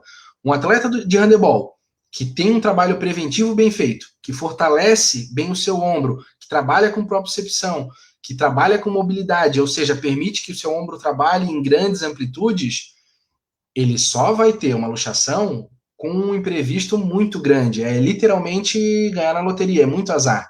A chance é muito pequena, né? Ou então ele vai ter um trauma com energia realmente acentuada, né? Que é aquela coisa, como a gente estava falando da situação, que de repente está dando toque na cadeira, toma um contato, faz um choque com outra cadeira e acaba caindo, enfim, e daí o ombro cai numa posição ruim, daí também a posição da queda com certeza vai fazer diferença. Mas é isso, a gente tem que entender que o trabalho preventivo, ele não é para ser uma coisa chata, não é para ser um migué do professor, porque tipo, o professor não quer passar treino, então tá passando trabalho preventivo. Não é isso. O trabalho preventivo serve justamente para o que o nome fala, para prevenir lesão. E para prevenir que você tenha uma lesão mais grave, uma lesão mais séria. Porque um cara que, por exemplo, se protege, né? Um rapaz, uma moça que treina, que faz um bom fortalecimento de ombro, ele não vai ter uma lesão séria. Ele vai ter uma lesão que vai incomodar um pouquinho, que vai atrapalhar, de repente ele vai ficar alguns dias ali, enfim, talvez vai ter uma subluxação, mas ele não vai ter uma lesão que vai provocar um afastamento, sei lá, de semanas, de meses, enfim, ou até cirúrgico. Talvez seja alguma coisa de alguns dias, 1, 2 semanas no máximo. Então, a gente tem que entender que é importante a gente prevenir, é importante a gente fazer esse tipo de fortalecimento para evitar essas situações do caso, por exemplo, da luxação. Ó, vou colocar aqui uma pergunta que veio do jogador, o Paulo Roberto Santos, né? Falou assim, boa noite. Como não tem apoio do lado direito, forço muito o ombro do lado esquerdo. Tem algum exercício para fortalecer o ombro esquerdo, já que o meu arremesso é direito? Nesse caso do Paulo, a gente tem que fazer o fortalecimento geral, porque o que a gente pode pensar? Pode pensar em fazer uma, vamos dizer assim, a ideia de tipo, como se fosse super série, vamos fazer uma série a mais para compensar esse ombro que está sentindo um pouquinho nesse período. Mas a primeira coisa, pensar em fazer trabalho básico, fortalecimento de manguito, fortalecimento de romboide, redondos, toda essa parte de estabilização, propriocepção de ombro, é muito importante, muitas vezes é deixar de lado. Esse trabalho de mobilidade com retração escapular, tudo isso é muito importante, mas lembrar de uma coisa, quanto mais baixa a carga, melhor, desde que tu execute bem. E aí sim, tu executando bem o exercício, tu pode aumentar um pouco a carga, mas a gente tem que entender, o trabalho preventivo a gente vai trabalhar muitas vezes com no máximo 10% do que a gente trabalharia de carga. No máximo. Então vai ter gente que vai fazer um trabalho preventivo com eficácia trabalhando em torno de 4, 5% do que pega de carga. A gente está falando de peso realmente muito baixo. É literalmente uma ideia de fisioterapia, né? Eu vou dar um exemplo agora. Você imagina o atleta lá com a sua garrafinha d'água, né, sua PET lá, com água e areia, né, porque água e areia pesa, e tá lá, o professor passa lá, vamos lá, você vai fazer 3 séries aí, 12 repetições com intervalo de 40 segundos a 1 minuto. Aí o atleta vai lá, pega a garrafinha, ó, 1, 2, 3, 4, 5, 6, vai lá, sendo rápido, né? Qual é a diferença? Vamos lá, vamos entrar na parte de movimento concêntrico e excêntrico, né? Acho que a gente daí começa a falar daquele freio no ato de fazer o movimento, né? Que é importante a gente controlar a velocidade. Porque quando a gente está falando em controle de velocidade, a gente está falando em um treino que a gente vai trabalhar a musculatura de uma forma mais ampla, pode-se dizer assim, porque daí a gente vai controlando o movimento e no controlar o movimento a gente está recrutando mais fibra, doutor? Será que conseguiu entender aí meu questionamento? Tá. Eu acho que eu acho que entendi. Tu me corrige se eu tiver respondendo da forma errada, tá? Do que era o teu desejo de pergunta, tá? Mas vamos lá. O que acontece, tá? Nessa ideia de que tu estás perguntando, a gente tem que entender que qualquer movimento que a gente faz em velocidade, a gente não está agregando muito nessa ideia dele, principalmente quando a gente fala em trabalho preventivo. O trabalho preventivo, né, ou um trabalho bem executado, a primeira coisa, a gente tem que pensar em cadência. Todo trabalho, todo tipo de treino, a gente tem que ter cadência. E aí tá aquela coisa, o treinador vai passar, a cadência é para tu fazer realmente rápido, que geralmente vai ser trabalhos com baixas cargas, né? Não, tu tem que fazer com mais cadência, tem que ir, estender, esperar, voltar. Então, tu vai fazer uma cadência um pouco menor, vai trabalhar um pouquinho mais lento. A gente vai trabalhar com fibras diferentes, e a ideia é a gente ter fibras que trabalhem exatamente diferente, porque a gente tem fibras de característica de contração lenta e de contração rápida. E isso muda muito porque, por exemplo, um trabalho de longo tempo, né? Vamos pensar assim, uma parte cardiorrespiratória. Então, uma corrida, um tocar a cadeira, tu vai fazer isso muitas vezes. tu precisa de uma musculatura que consiga trabalhar muitas vezes, certo? E ela tem que ter um certo grau de tensão para explosão, para tudo isso. Mas se a gente pensa, por exemplo, assim, ó, vamos pensar na ideia do handebol, como a gente falou, né? Tu vai ter que frear a cadeira. Tu tens é um outro tipo de fibra, não é o mesmo que tu estás fazendo enquanto tu estás tocando a cadeira. Por quê? Ele é um tipo de fibra que ele vai ter uma explosão, bum! É o tipo de fibra que ele vai frear, que ele vai te permitir, porque ele tem muita potência. Então, se tu não trabalha essa fibra, na hora que tu precisa dela, ela simplesmente não existe. A gente tem que ter esse trabalho muito adequado, e por isso que existe essa parte que eu te confesso que daí assim, ó, não entendo tanto, porque é uma coisa que não é da minha área, muito mais da área de vocês, que é a ideia dos microciclos, dos macrociclos. Ah, por que que agora eu estou fazendo um trabalho de força? Por que que só tal fase eu vou fazer potência? Tudo tem um porquê de ser. Tudo existe uma forma, e tudo isso é planejado pelo treinador pensando na sua competição. Ah, a gente vai ter competição em dezembro, então eu tenho que fazer um trabalho de mobilidade até tal fase, vou fazer um trabalho de força até tal fase, vou incluir um trabalho de potência, e enfim, né? Doutor, só vou te um pouquinho. O Instagram vai encerrar ali a live e a gente volta de novo, tá? Tá terminando ali, só que a imagem tá preta. Aí a gente tá te escutando, mas não tá te vendo, tá bom? Vai terminar ali, eu já vou abrir de novo, tá bom? Fechou.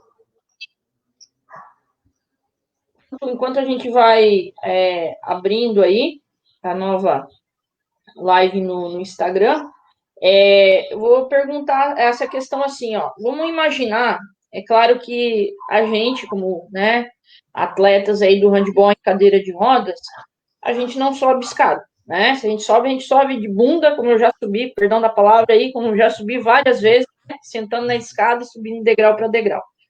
Vamos usar esse exemplo da escada, que eu acho que fica mais fácil para a gente visualizar. A questão, assim, dos movimentos excêntricos, aquele movimento, assim, de você fazer um movimento e daí frear, né? A gente fala de você controlar o movimento.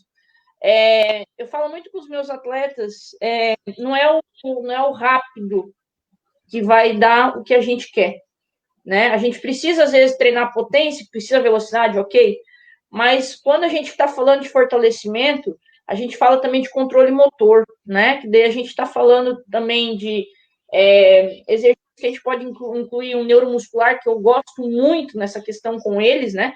Incluir o neuromuscular com, né, vários estímulos.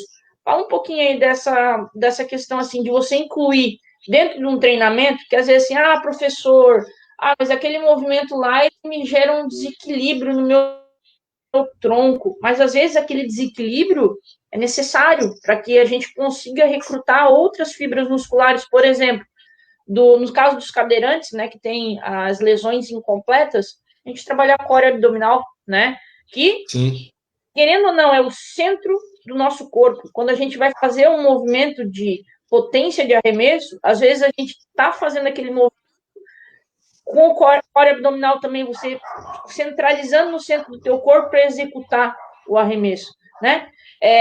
Não sei se tu conseguiu pegar um pouquinho, assim, do que eu gostaria de falar. Então, dessa parte do controle do movimento, da questão da carga, isso que é importante na parte aí da... Tá, vamos lá. Eu sou um cara que eu sempre gostei muito da ideia de associar os princípios, né? Principalmente os princípios técnicos que a gente usa na recuperação na neuro para fortalecimento, para prevenção. Por quê? Porque a gente está falando, quando a gente fala em neuro, em aprender e executar com qualidade aquele movimento. Então, assim, nenhum tipo de movimento a gente precisa executar ele, quando a gente está falando em treinamento, necessariamente com carga excessiva, certo? Então, aquela coisa, eu conheço fulano que faz um baita de um supino. Bota supino lá com 100 quilos, beleza. Mas e a qualidade desse supino dele? Muitas vezes um cara que executa um supino com 5 quilos executa com muito mais qualidade que o outro. E daí a gente tem que pensar o tipo de fibra muscular, o tipo de resposta que esse corpo tem. Porque no momento que ele for exigido, esse que trabalha com menos carga vai ter muito mais condição. Obviamente, a gente não está falando em capacidade de mover carga. Quem tem mais força move mais carga, é óbvio. Mas muito também a gente fala sobre alavancas, né? A gente aprende muito isso na físio, sobre a gente conseguir utilizar uma alavanca. Então a gente não precisa ser um físio grandão, fortão, para conseguir movimentar ou mexer alguém que seja pesado, mas a gente tendo um braço de alavanca e sabendo usar os braços de alavanca, a gente movimenta pessoas extremamente grandes, gordas, pesadas, enfim, a gente consegue fazer essa movimentação. Então, nessa tua ideia ali, o que que eu posso, né, tá indicando, tá sugerindo, tá falando com relação a isso, é que assim, ó, eu gosto muito de trabalhar essa ideia meio da neuromotora, né? Então, por exemplo, eu uso muito com os meus pacientes a ideia de diagonais, que a gente aprende muito ali na físio, né? Eu uso muito, daí tem gente que fala, mas isso aqui não tem carga para mim. Mas não é para ter carga, é para a execução ficar boa, sabe? É para ter uma resposta neuromuscular. Eu não quero que você desenvolva, nesse momento, a capacidade de movimentar 20 quilos, 15 quilos, não, eu quero que movimente mas com essa qualidade, ativando a parte neuromotora. Por quê? Se a gente pegar essa ideia, como tu falou ali, do arremesso, né? E a gente tem que pensar que, por exemplo, um atleta de handebol em cadeira de rodas, ele tem que aprender a desenvolver esse trabalho de core, porque no momento do arremesso, ele está refém do quanto ele controla o seu core, né? Quem não tem esse controle vai depender muito do que tem de controle da cadeira, utilizando a sua cintura escapular, jogando o peso para um lado e para o outro. Por quê? Se tu pega um atleta, por exemplo, que tem um nível, vamos pensar, um nível medular mais baixo, ou não tem uma lesão, assim, tem só uma amputação, enfim, ele tem um controle abdominal legal, se ele tem um core bem trabalhado, com certeza ele tem capacidade de fazer um arremesso muito mais potente. Por quê? Ele não tem que se preocupar em ficar segurando a cadeira. Ele pode, de repente, tirar uma das mãos, usar só o braço do arremesso e usa o core, e ele vai começar a frear a cadeira, inclusive com o core, e usa a mão só para ter a certeza, só para ter a garantia, ou, inclusive, para dar mais potência. Isso é uma coisa, Jevne, que, inclusive, eu acabava discutindo muito com... Eu não vou me lembrar como é que é o nome do atleta, mas tinha um atleta que sempre vinha conversar comigo nos jogos, eu acho que ele era de Chapecó, e ele tinha um arremesso extremamente forte. E eu tentei entender, eu falei, cara, como é que tu consegue ter um arremesso tão forte que às vezes a gente pega um atleta de handebol, vamos dizer, do handebol convencional, que não consegue ter essa potência? Ele falou uma coisa que me chamou a atenção desde aquela época, ele falou, cara, eu trabalho muito o meu core, e o que acontece? Eu tento utilizar essa força para iniciar o movimento. O meu arremesso, o meu braço, é só para soltar a bola. Então, assim, eu fiquei pensando, olha que loucura, e eu como físio, burro nesse momento, não pensei. O cara, ele conseguiu descobrir uma maneira em que ele se destaca e consegue aumentar a capacidade dele de jogo utilizando uma propriedade que ele tem frente aos outros.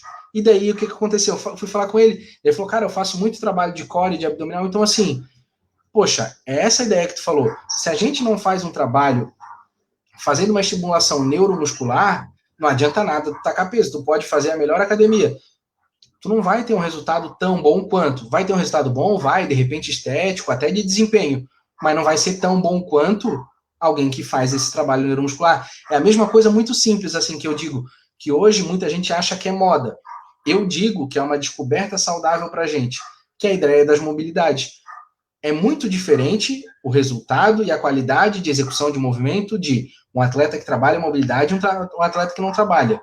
O atleta que trabalha mobilidade, provavelmente vamos pensar assim, ele não pega a mesma carga que o outro, mas se a gente for ver proporcionalmente, ele está quase no 100%. E de repente o cara que pega mais carga que ele está pegando muito mais carga, mas está pegando 50% da carga que poderia, porque ele não faz a mobilidade, porque ele não faz um trabalho neuromuscular associado, enfim. A gente tem que fazer esse tipo de trabalho, senão a nossa resposta vai ficar aquém do que a gente realmente poderia ter.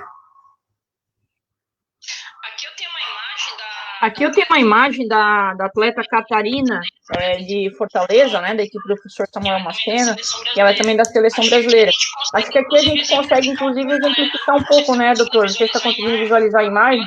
Ela está no ato do arremesso, né, e provavelmente ela trabalha core, e uma das coisas que ela já falou isso né, nas nossas formações das seleções, ela, inclusive, faz o pé de apoio, que no caso é o pé de força, que eu costumo chamar. No ato do arremesso, como ela é amputada, no caso tem até deficiência, né, no pé, ela faz o apoio e faz o pé de força, vamos dizer assim. Quer falar aí dessa questão do core associado com, no caso, a contração do quadríceps, também que acho que é importante a gente tocar. É que assim, ó, o que a gente tem que pensar? O core, nesse momento, pensando nessa ideia, por exemplo, nesse exemplo que tu citou desse atleta, né? Fazer o pé de apoio, ou, por exemplo, atletas que fazem salto, é inadmissível a gente pensar um atleta que não, hoje em dia, né, para qualquer modalidade, qualquer tipo de situação, um atleta que não trabalhe core. Por quê? O core, simplesmente, ele é o centro do corpo, ponto. Porém, a gente está falando de potencialidade de músculo. Nessa ideia, por exemplo, como tu falou, do quadríceps, uma pessoa que não trabalha core, tá? Ou que não trabalha, por exemplo, uma mobilidade de quadril, a capacidade dela em realizar um salto, ou como no caso dessa atleta, fazer um arremesso, ela é muito diminuída por conta de não fazer esse trabalho. Então, quem faz esse trabalho, de verdade, já tem um passinho à frente. Por quê? O core ele vai te permitir estabilizar, vai te dar uma potência até certo ponto, e no caso dela, por exemplo, ela vai utilizar o quadríceps para quê? Para fazer aquele grau de contração final e que ela não vai ter que exigir do core para fazer o freio. O core ele vai fazer a contração e o freio dela ela vai acabar fazendo com o quadríceps, certo? Então esse freio vai dar a potência para ela, vai dar mais potência até no chute dela. Então assim, a gente tem que pensar tudo que está associado, sabe? Se a gente for parar para pensar, por exemplo, assim, ó, um atleta de, vamos pensar aí uma outra modalidade, sei lá, o vôlei, um atleta que não tem um core bem preparado, ele vai perder no salto, porque na hora que ele for começar a fazer, para ele saltar, ele vai fazer normalmente o que? Ele faz uma flexão de tronco para daí saltar. Se ele não tem um core bem preparado, ele já perde um pouco dessa potência, porque ele só tem o quadríceps. E como o abdômen dele vai ficar teoricamente flácido ou enfraquecido, ele vai ter que ter muita força em membro inferior. E aí a gente chega no outro ponto. Na hora de atacar a bola, nesse exemplo que eu estou dando, por exemplo, do atleta de vôlei, ele não vai ter potência para alongar e na hora de atacar a bola, o core ajudar ele, o abdômen ajudar para vir e agredir a bola. Não tem como, é essa mesma ideia do handebol, que a gente pensa, se a gente for parar para ver, é a mesma ideia de, por exemplo, assim, ó, é impossível a gente pensar em falar num goleiro, seja no convencional, seja no rodas, que não tem um bom trabalho de core. O goleiro é imprescindível, e isso em qualquer modalidade que tenha goleiro. Futebol, futsal, handebol, enfim, qualquer delas. Não tem como a gente pensar um goleiro sem ter um core bom. A gente às vezes até faz o trabalho proprioceptível, né, com o uso da bola suíça, né, vai fazer o trabalho de core também na bola. Então, às vezes, por que estou fazendo aquele movimento de inclinação lateral, né, estou fazendo, aquilo ali é um trabalho fantástico, a propriocepção. Então, inclusive, para trabalhar o core. É algo que mas eu não, a gente vê pelas questões das lesões incompletas, né? As lesões incompletas, às vezes, vocês, eu vou quebrar o protocolo, vamos dizer assim. Você que está assistindo aí, os atletas com classificação funcional incompleta, vocês sabem do que eu estou falando. Às vezes, os próprios atletas, até eles conhecerem que aquele movimento eles conseguem executar. Ou, mais ainda, eu vou fazer fortalecimento, eu vou mudar de classe, eu vou subir, porque também tem isso. Né? O atleta, às vezes, evita de fazer o trabalho essas questões aí. Eu vou fazer duas questões da professora Evelyn, que ela colocou assim: boa noite. Nos meus treinos em casa, trago bastante coisa do funcional. Faço muita prancha com eles também. Aquilo que a gente estava falando, né? Que no caso, a prancha, ela também, dependendo do tipo da lesão que o atleta tem, acaba trabalhando com o core também. Uma coisa só, deixa eu só complementar essa ideia. Essa ideia da prancha é uma coisa muito importante a gente também pensar. A prancha em todas as suas variações. A prancha normal, pranchinha lateral, prancha com com alguma base instável, bola suíça, bozu. Quem não tem isso em casa agora, bota travesseiro, bota um monte de travesseiro, almofada. É um ambiente estável, apoia ali, faz. Fazer, por exemplo, com inclinação, fazer uma prancha apoiada no sofá, na cama, que tu vai ter uma inclinação. Tudo isso é importante lembrar que toda variação de prancha, ela vai acabar sendo positiva. A gente tem que cuidar com as articulações para não forçar demais. Mas é importante a gente pensar nisso. Só queria incluir isso aí nesse comentário. Perfeito. Aí tem a continuidade dela. Trabalho com treino em casa com a minha equipe baseado no funcional, sempre adaptando e respeitando as limitações dos meus atletas. Ela entrou num ponto que eu acho que é importante, inclusive, a gente tocar. Às vezes, eu vou citar um exemplo aí, Laís, acredito que vocês estejam me assistindo, né, também, assistindo a gente aí. A Laís, ela é atleta da seleção brasileira, ela é educadora física e ela está fazendo aí o treinamento dela em casa e ela tem toda semana uma live aí, que ela chama Live sobre Rodas. E aí ela posta no Instagram dela movimentos que ela, como atleta, está executando. Aí ela postou esses tempos, porque a Laís é muito forte. Movimento lá, no caso do arremesso, puxando com o teraband, ela fazendo movimento. Aí eu falei assim, olha, a gente tem que tomar cuidado. Não ela, porque ela estava fazendo movimento e ela queria mostrar o que ela estava executando.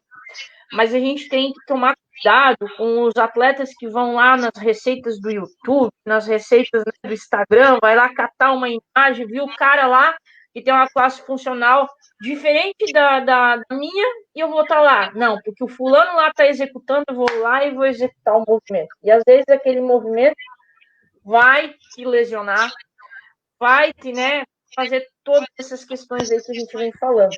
Então, queria que você colocasse assim, antes de eu voltar para. Eu queria projetar uma imagem ali das questões que a gente vai lá no YouTube para copiar os treinamentos. O que, na tua visão, isso aí pode acarretar para o atleta? Assim, ó, eu com relação a essa ideia de treino, vamos dizer assim, esses treinos online, eu não digo treino online de assessoria, né, de acompanhamento, não é isso. É o treino online de tu pegar e ver uma pessoa treinando e querer replicar aquele treino. A primeira coisa, a gente não sabe qual que é a história da pessoa. A história da pessoa diz muito, porque assim, ó, a gente não sabe se aquela pessoa é atleta desde os 4 anos de idade ou começou a treinar faz um mês, uma semana, 2 dias. A gente não sabe. Esse é o primeiro ponto. O segundo ponto, qual que é o conhecimento técnico que essa pessoa tem? Tá? Porque uma coisa assim, ó, a gente vê hoje em dia muito a modinha de youtubers que, eu treino, eu gosto de vida saudável e vai lá e fica postando. E nunca nem entrou numa sala de aula, ou não tem nenhum conhecimento de educação física, de cinésio, de biomecânica, não sabe nada, não sabe nada. E tem pessoas seguindo. Então, assim, ó, é o que eu sempre falo. Quer seguir alguém? Segue alguém que tem conhecimento técnico. Por quê? Porque uma coisa, por exemplo, e eu posso me incluir nisso. Se eu postar, por exemplo, um vídeo meu treinando, se é de orientação do meu treinador, tudo bem. Agora, se eu tô lá e posto, hoje eu pensei em fazer esse treino, não é minha propriedade como fisioterapeuta fazer isso. Não é minha competência fazer isso. Tu entende?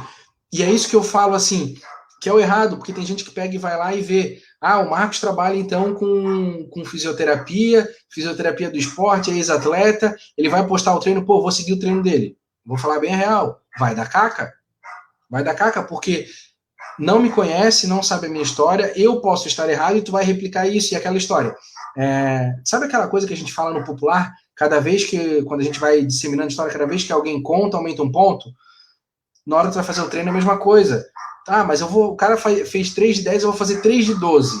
Tá, mas por que tu aumentou essas 2 repetições em cada série? Qual que é o teu motivo? O cara tava fazendo numa velocidade X, mas eu vou fazer mais rápido que eu acho que eu consigo melhor. Tá, mas quem te disse que tem que ser mais rápido? Então, assim, ó, muito cuidado. Façam um treinamento que seja o adequado para você. Tu viu um treino, achou legal? Passa pro teu treinador. Eu vi esse treino aqui, sabe? Vamos pensar assim, um atleta teu, Jevlin, viu um treino bacana. Jevlin, eu vi esse treino aqui, o que tu acha? De repente o treinador pode falar, esse treino pra ti tá legal, vamos adaptar só assim, vamos adaptar assado, ou então, não, pode tocar a ficha do jeito que tá, que vai dar legal.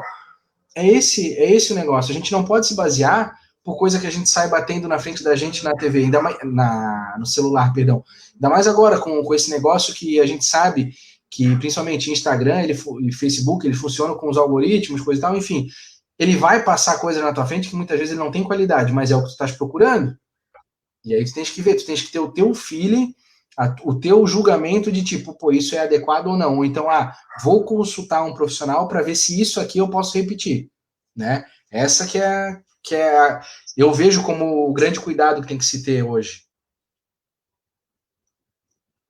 Vou tentar projetar Eu vou tentar projetar aqui novamente, que eu queria que a gente falasse sobre as questões do ombro ainda, né? Porque a maioria do que o handball em cadeira de rodas tem hoje é as lesões no ombro. Você está conseguindo ver a imagem Sim.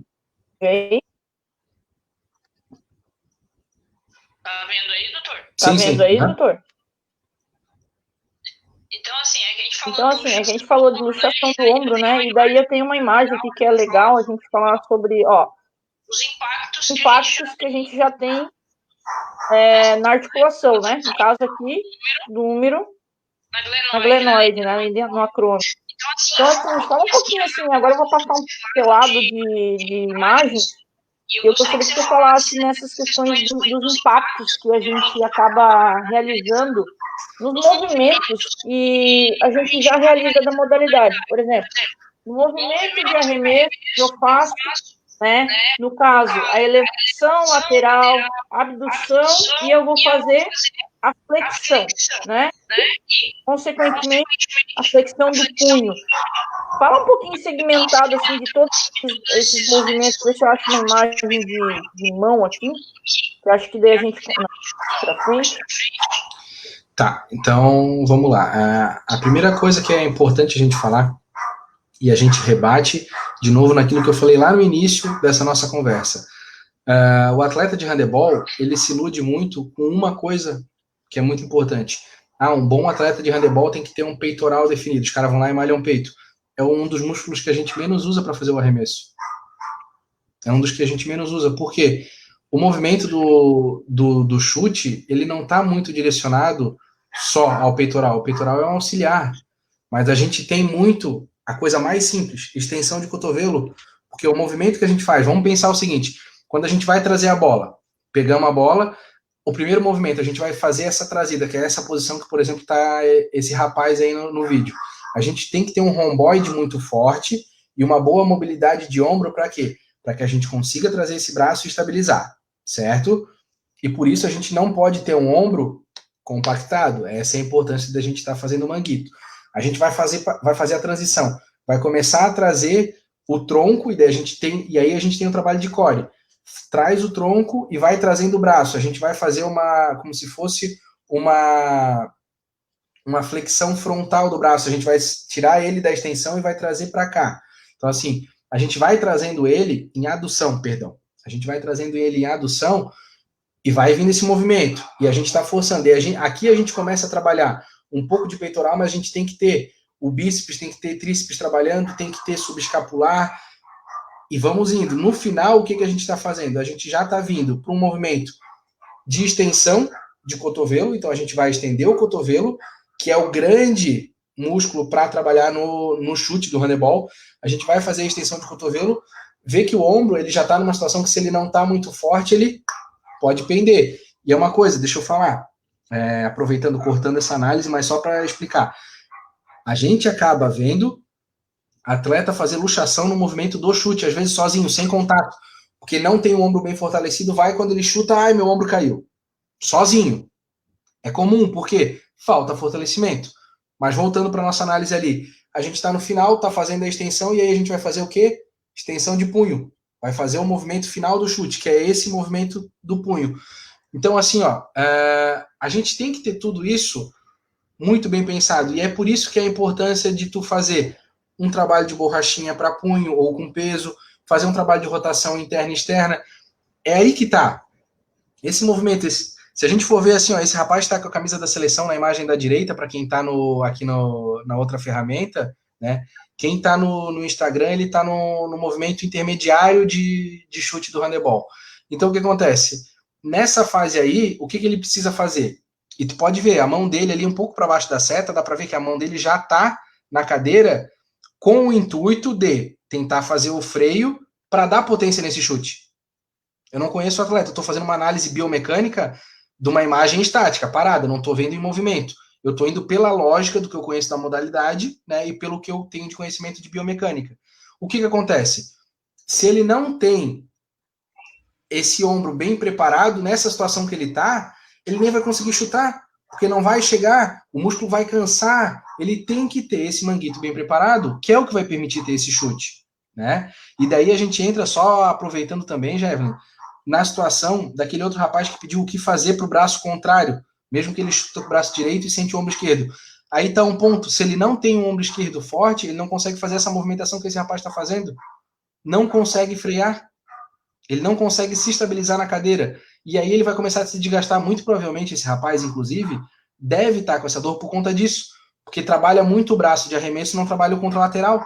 A gente tem que trabalhar os dois membros, principalmente se tratando de cadeira de roda, porque tu não vai tocar a cadeira com um braço só. Tu não vai frear a cadeira com um braço só. Tu vai usar os dois braços, né? Então a gente tem que pensar e entender, o corpo é um todo. É por isso que a gente tem dois ombros, para trabalhar os dois ombros, é por isso que a gente tem, né? Enfim. Eu ia colocar para você assim, ó, a imagem aqui do 8 do Brasil, né, o Paulinho da equipe de Toledo e a do 15 aqui que tá com Toledo, é o Lucas. Então, a características dos dois tem algumas similaridades, né, mas eles estão em classificações funcionais diferentes. O Paulinho usa muito essa questão do que você falou, da frenagem da roda da cadeira para utilizar como potência de chute, né? Que é o que eu estava falando aí para quem é da seleção brasileira, na nossa aula ali de anatomia e biomecânica, quando eu falei de usar como uma forma de você potencializar seu chute. Então, aí a gente está falando aí de dissociação de cinturas, isso. Também não, doutor? Isso mesmo. Vocês estão me escutando? Tô. Vocês estão me escutando? Então, eu queria que você falasse um pouquinho da dissociação de cinturas, né? No caso, o Paulinho, ele tem lesão medular. Ele usa faixa abdominal, que é bem característico, dá para visualizar aí. E tem uma faixa que provavelmente está falando do quadril, tá? Está lateralmente aqui da cadeira, tá? Então, fala um pouquinho dessa questão de dissociação de cinturas e a gente poder fazer. Quer ver, ó, eu tenho uma outra imagem aqui para ficar bem claro isso. Aqui a gente está vendo que ele tem um movimento, vamos dizer assim, podemos dizer sincronizado? Talvez Aí eu tenho outro atleta aqui, ó. Aqui o atleta número 29. Ele não tem um movimento sincronizado, o Mário Belo. Ele não tem um movimento sincronizado, o Mário Belo. Mas por quê? Não é porque ele não consegue, é porque assim, ele tem a questão da deficiência, que é muito característica aqui, tá? Sequela de poliomielite. Então, ele tem um movimento com mais dificuldade no outro membro contralateral. Fica tranquilo para a gente questionar isso aqui? Sim, tranquilo. Assim, ó, a ideia, por exemplo, do trabalho, né, de dissociação de cintura. Esse trabalho de dissociação de cintura, ele serve para uma enormidade de modalidades, né, e para muita coisa do nosso dia a dia, para treinamento em si, ele é muito importante. E o que a gente tem que pensar? Não existe como, né, eu vou falar bem voltado para o handebol, principalmente do HCR, né, não tem como a gente pensar num atleta de handebol que ele pelo menos não tenha um mínimo de trabalho de dissociação. E vamos pensar assim, ó, um atleta, como tu falou ali, que ele tem uma limitação. Talvez ele não consiga fazer uma dissociação voluntária, ou seja, utilizar o tronco, o próprio quadril para fazer essa dissociação. Mas se ele fizer como aquele outro atleta que estava ali na imagem, com a mão, ou seja, ele vai frear a cadeira num sentido e vai estar com o corpo em outro sentido, certo? Ele vai fazer essa dissociação. É uma coisa que vai aumentar a qualidade dele. Vamos pensar o seguinte, pensando em chute, em característica técnica, o handebol exige muito isso, que a gente faça essa dissociação, girar o tronco para um lado, para o outro. Tanto que é uma coisa que a gente vê assim, ó, as escolinhas, a gente vê muito os professores ensinarem o atleta a fazer isso, né? A gente vê muito, por exemplo, no convencional, sabe, Jevelyn? O ensino do ponta. O ponta vai saltar em direção aos 7 metros, em progressão, porque ele vai saltar quase de lado de costa para o goleiro. Mas é para ele aprender que ele vai ter que fazer isso no final do movimento, ele gira o tronco e chuta.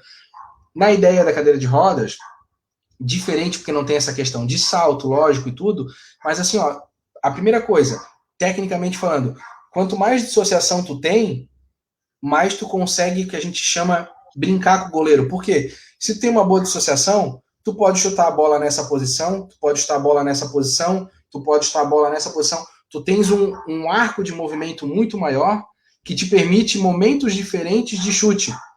entendeu? Então, tu pode chutar quando tu estás iniciando a tua flexão de tronco com a rotação.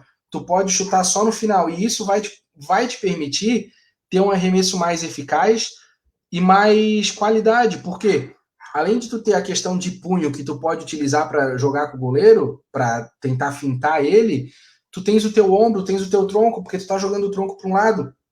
Eu vou tentar aqui no aplicativo, na ferramenta também, eu vou virar um pouquinho o celular para o pessoal do Instagram ver. Mas essa é a ideia. Se tu faz uma dissociação aqui, tu pode vir e aqui já chutar. Pum! Tu pode vir e chutar aqui. Se tu tem bastante dissociação, tu pode vir até o final e chutar aqui. Então, assim, ó, tu aumenta muito a tua possibilidade de enganar o goleiro e fazer isso. E aí entra o porquê de se fazer, por exemplo, um trabalho de mobilidade, um trabalho de dissociação de cintura, né? O trabalho de liberação miofascial para permitir que a tua musculatura esteja flexível para fazer isso, né? E o principal, treinar isso nos momentos de treino. Treinar esse tipo de chute, esse tipo de dissociação na cadeira também. Isso é importante, né? E para os atletas convencionais que, de repente, porventura, estejam acompanhando a gente também, treinar isso no seu período de treino, treinar a utilizar o teu tronco, essa rotação. Isso faz uma grande diferença.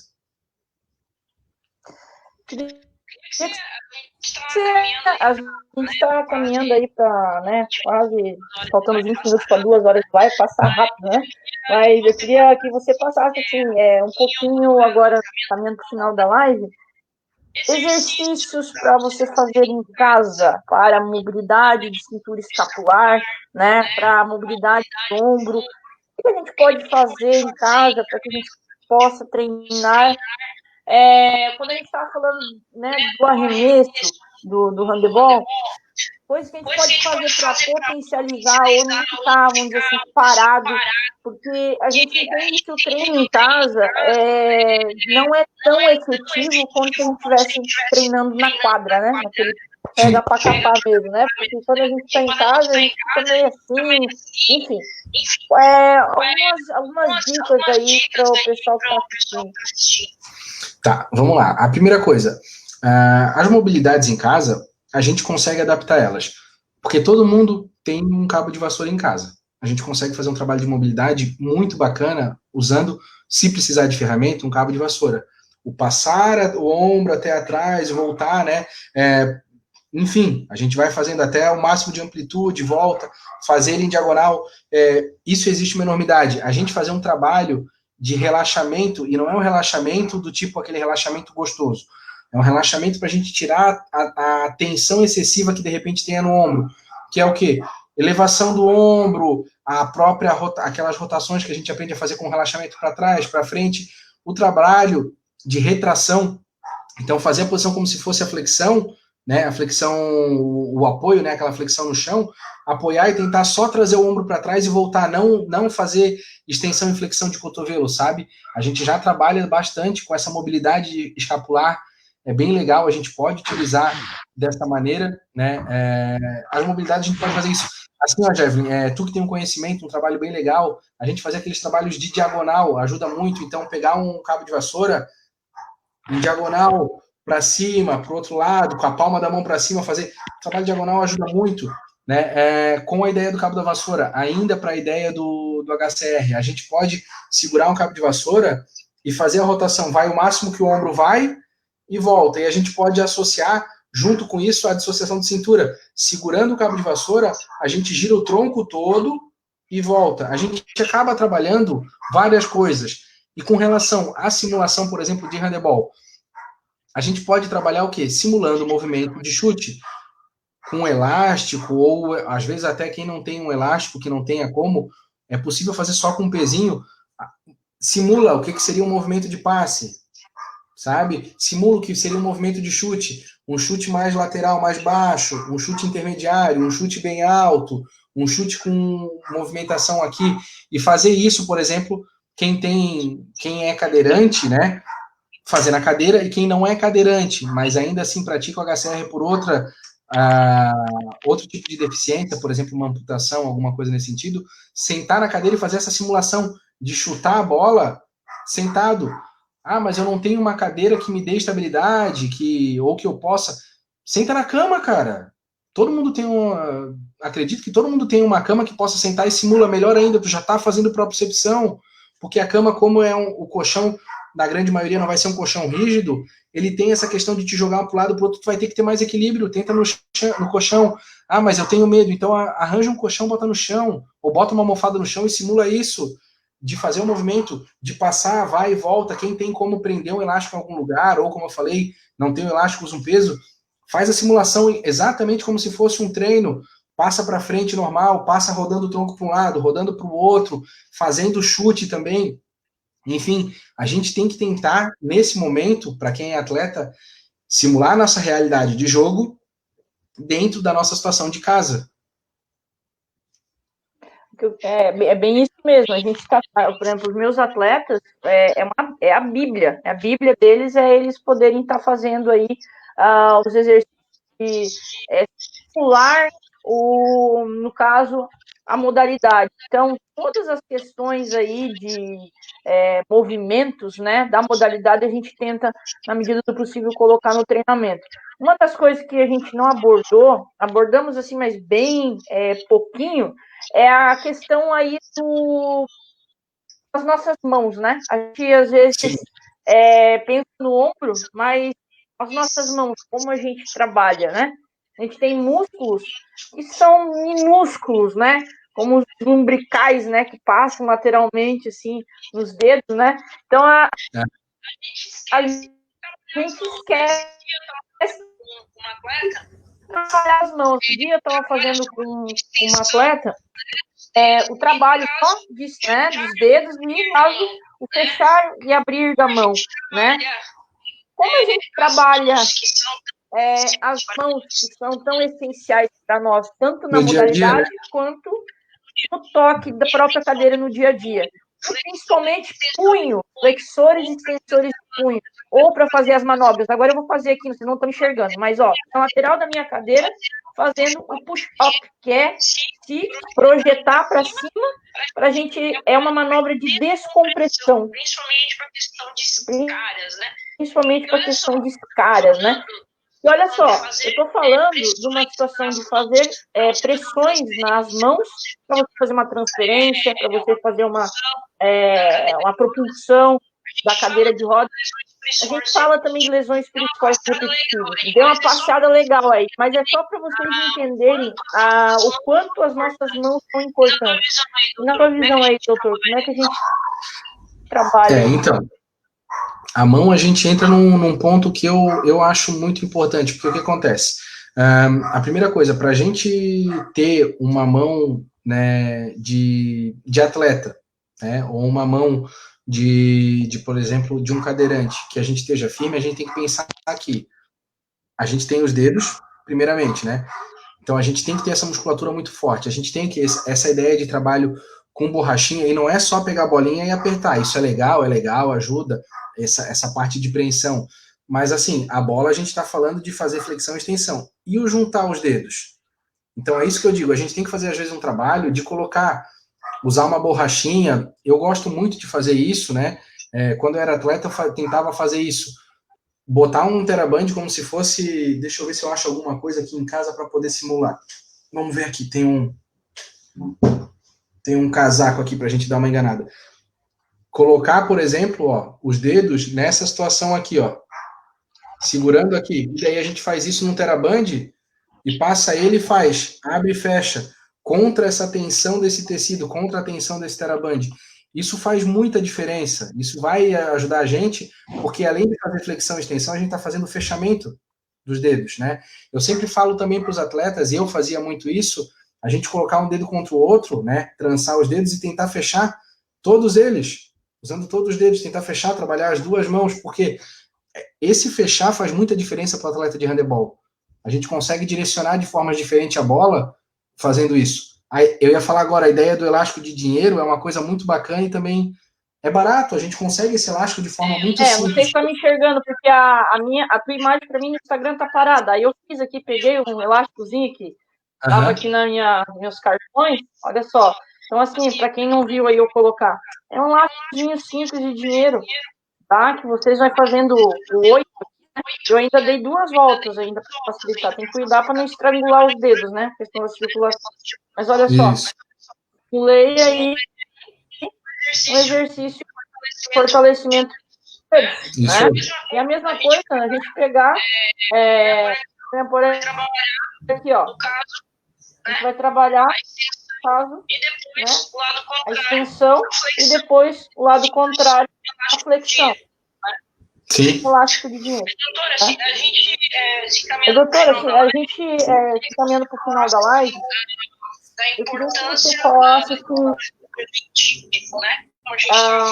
da importância do trabalho preventivo, né? Como a gente estava falando das prevenções, a gente falou algumas, mas eu queria que você enfatizasse nas questões da funcionalidade, no caso, principalmente de cadeirantes, né? Porque a gente sabe que a nossa mobilidade é nos ombros, nas mãos, no braço, no antebraço. Então, como que a gente pode, na medida do possível, prevenir as lesões, tanto na modalidade quanto nas atividades do dia a dia? Tá, vamos lá. O que acontece? Vamos numa primeira análise bem simples. Todo cadeirante, ele é um atleta. Parte daí. Porque a sua condição de mobilidade já exige bastante, certo? Mesmo que seja, se a gente for considerar um atleta de baixa intensidade, para quem não é um para-atleta, vamos dizer assim, mas é um atleta, tá? E aí a gente tem que pensar uma coisa. A gente tem que tirar, no meio da nossa rotina, pelo menos aí, para quem é atleta mesmo, aí vai o recado do pessoal da seleção ou de clubes aí que competem, a gente tem que tirar 2 diazinhos no mínimo para a gente fazer um trabalho só preventivo. Ah, mas eu vou abrir mão de treino? Não, de repente aproveita um dia que tu vai fazer um treino mais técnico, então tu faz junto com o trabalho preventivo.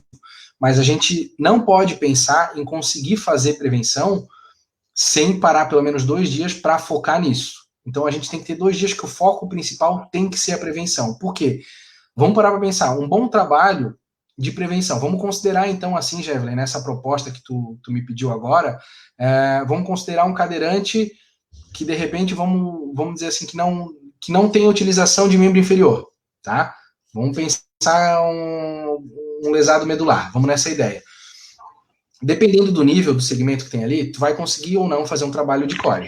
A gente tem core para trabalhar, certo? A gente vai fazer um trabalho de core. Considerando o core e aquilo que a gente já falou, a gente tem que fazer um trabalho de dissociação de cintura, certo? Vamos ter que fazer um trabalho, vamos vir o membro superior agora, a gente vai ter que fazer um trabalho de mobilidade, e aí a gente vai fazer global. Vamos fazer mobilidade punho, cotovelo, ombro, vamos mexer com o cervical, que a gente nem falou, e eu vou comentar no finalzinho agora aqui algumas importâncias, né? E a coluna no geral, certo? A gente chegou nesse ponto, mas vamos lá. Aí vai ter que fazer mobilidade, no caso, como eu acabei de falar. Vamos ter que fazer fortalecimento de ombro, cotovelo e quadril. E região lombar, na verdade, né? Vamos ter que fazer todo esse tipo de fortalecimento, certo? Terminamos isso, a gente tem que fazer liberação miofascial. Porque a gente tem que ter uma condição boa, certo? Só aí a gente está falando de 7 exercícios, né? 7 atividades que a gente tem que fazer. Se a gente estiver pensando, vamos pensar assim, ó, o tempo médio de execução entre tu fazer cada tipo de atividade, a gente falar aí que tu vai gastar 4 a 5 minutos para cada uma, né? E eu não estou contando o tempo certinho de repouso. A gente está falando de fazer um treino de quase 1 hora. Então, é o que eu digo. Ah, mas eu vou abrir mão de um treino um dia? Não. Então, de repente, conversa com o teu treinador e segmenta. Ó, eu tenho que tirar 2 dias para fazer o trabalho preventivo. Como é que a gente inclui o treino? Certo? Porque assim, ó, a gente não consegue pensar em ter resultado, e não dá para pensar nisso, ter um resultado positivo, ter um resultado de rendimento, de atleta de rendimento, sem fazer trabalho preventivo, sem fazer esse tipo de ação. A gente não consegue ter um atleta com alto rendimento que ele não faça prancha. A gente não consegue fazer um atleta de alto rendimento que não trabalhe com fortalecimento de simulação, de mimetizar movimento técnico, mimetizar chute, mimetizar passe, mimetizar arranque e freada de cadeira, dissociação de cintura. Não tem como, a gente tem que fazer isso. Então, assim, ó, o que eu digo muito, que é o que eu digo para todos os atletas, mas principalmente para quando eu atendo algum para-atleta, tem que tirar um momento para cuidar. E aí o grande ponto é, se de repente você tira para cuidar, fazer esse trabalho preventivo, fazer esses fortalecimentos, fazer tudo isso, talvez você evite lesões que talvez, se você tenha, vai ter que ficar parado 1 mês, 2, 3, talvez te impeça de continuar com a modalidade. Então, assim, a gente tem que pensar isso, né?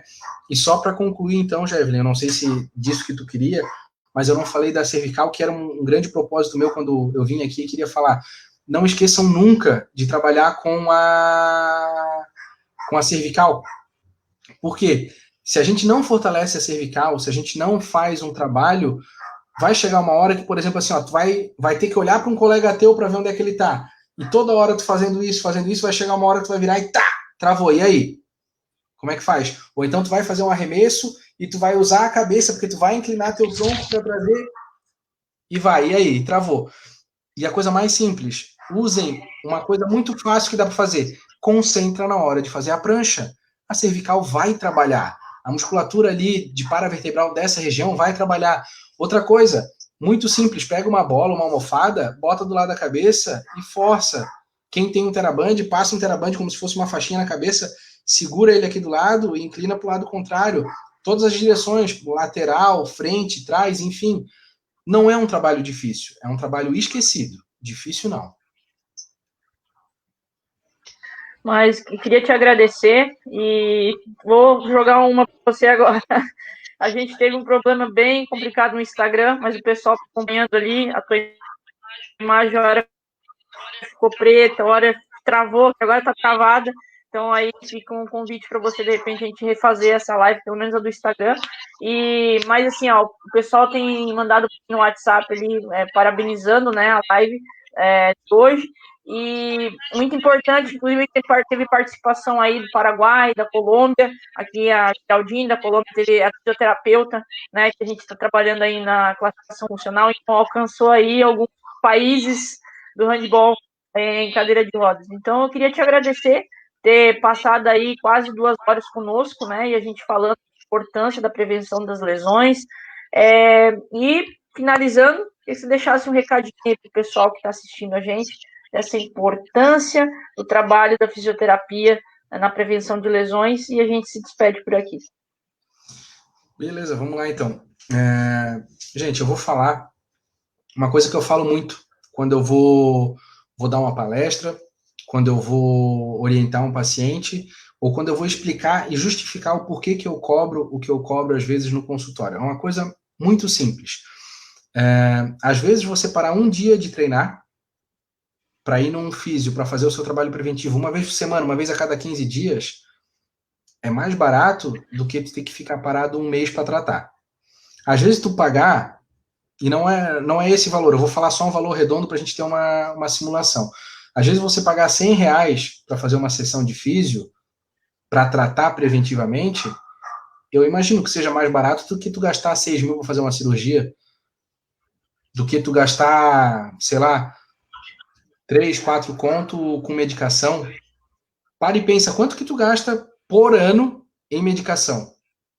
Para e pensa isso, simplesmente isso. E o quanto tu poderia evitar isso fazendo um trabalho preventivo, fazendo um acompanhamento. E aí a gente chega no ponto que é o grande ponto que eu falo que para mim é o que eu gosto de tentar botar na cabeça de todo mundo. Se você faz um trabalho preventivo, o físio consegue te perceber muito antes do tipo, Evelyn, eu acho que tu tem que dar uma cuidada com o teu fortalecimento de romboide, porque tá meio em desequilíbrio o teu ombro, vamos cuidar para não dar uma lesão. O físio vai ter esse feeling, ele vai ter essa percepção, ele vai poder te dizer, não tá legal, tem alguma coisa que tá ruim, que não tá funcionando, vamos tentar cuidar. E ele vai ver antes, ele vai conseguir impedir que tu tenha essa lesão, e não é impedir do tipo assim, não vai ter lesão.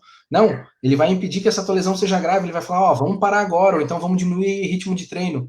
Então, assim, gente, comecem a entender, comecem a perceber que a fisioterapia não é um gasto, a fisioterapia é um investimento, e vocês têm que entender e botar isso dentro da cabeça, porque a hora que vocês percebem isso, é o atleta que começa a ter um salto. E assim, ó, posso dizer vários atletas que eu atendo, que eu acompanho, que começaram a fazer isso e o resultado mudou muito. Tanto que tem alguns que até hoje nem sou eu mais que atendo. Só para dar um exemplo assim, ó, Javelin, sabe? Por exemplo, o Flávio é um cara que sempre se cuidou muito, tu conhece muito bem ele. Mas o Flávio é um cara que de um tempo para cá, ele começou a investir pesado em fazer a fisioterapia. Investir tempo, investir dinheiro, ele faz a fisiopreventiva. E essa é uma diferença. E por que eu tô falando dele? Porque hoje ele é um cara que nem sou eu mais que atendo, mas ele tá na mão de caras que são sensacionais, sabe? Tá na mão de caras espetaculares. E é isso que eu falo. E é aquela coisa assim, ó, eu fico feliz de ver que ele tá fazendo a físio, é isso que importa. O físio que tá se preocupando de verdade com o seu trabalho, com o resultado, quer que você, como atleta, continue fazendo a sua físio. Seja com o Joãozinho, seja com o Zezinho, ou seja com ele mesmo. O importante é fazer o seu trabalho preventivo. Então, assim, gente, encontrem um físio que possa te ajudar e vai atrás dele. E segue o que ele fala. Isso vai fazer a diferença, inclusive, em tempo de carreira. Tá? Eu acho que esse é o grande recado que eu teria que deixar aqui. A importância da gente entender e perceber e realmente querer investir em fisioterapia. Não tem como a gente pensar em esporte sem pensar em fisioterapia associada. É essencial, né? Então, doutor Marcos, queria te agradecer mais uma vez por ter concedido aí um pouquinho do seu tempo. E espero, galera, que tenham gostado e que esse vídeo vai ficar disponível aqui na página da Abracar. Depois a gente vai tentar salvá-lo e linkar lá no YouTube, porque eu acho que, assim, a gente, modéstia à parte, fizemos uma aula aí em questão de prevenção de lesões, né? A gente trabalhou algumas imagens também, porque às vezes, assim, o atleta, às vezes, visualmente, começa a entender, se olha, né? Então, por que tá me mostrando? Às vezes, meus treinos, tem dia que eu não dou nada para eles, a não ser a aula teórica, porque às vezes é importante eles entenderem, né? Como aquela musculatura funciona, como aquele complexo articular está agindo. Então, isso é muito importante. Então, mais uma vez, eu queria te agradecer e deixar aí, galera, que na semana que vem a gente vai ter um seminário da Coscabal, que é o Seminário Internacional de Handball em cadeira de rodas. A gente vai ter várias pessoas aí do Brasil colaborando. Fiquem ligadinhos aqui na página da Abracar e também no meu Instagram, no Instagram da Abracar, a gente vai estar colocando maiores informações. Então, doutor Marcos, muito obrigado mais uma vez e a gente encerra a live aqui, tá bom, galera? Valeu aí para quem assistiu. Até mais. Valeu.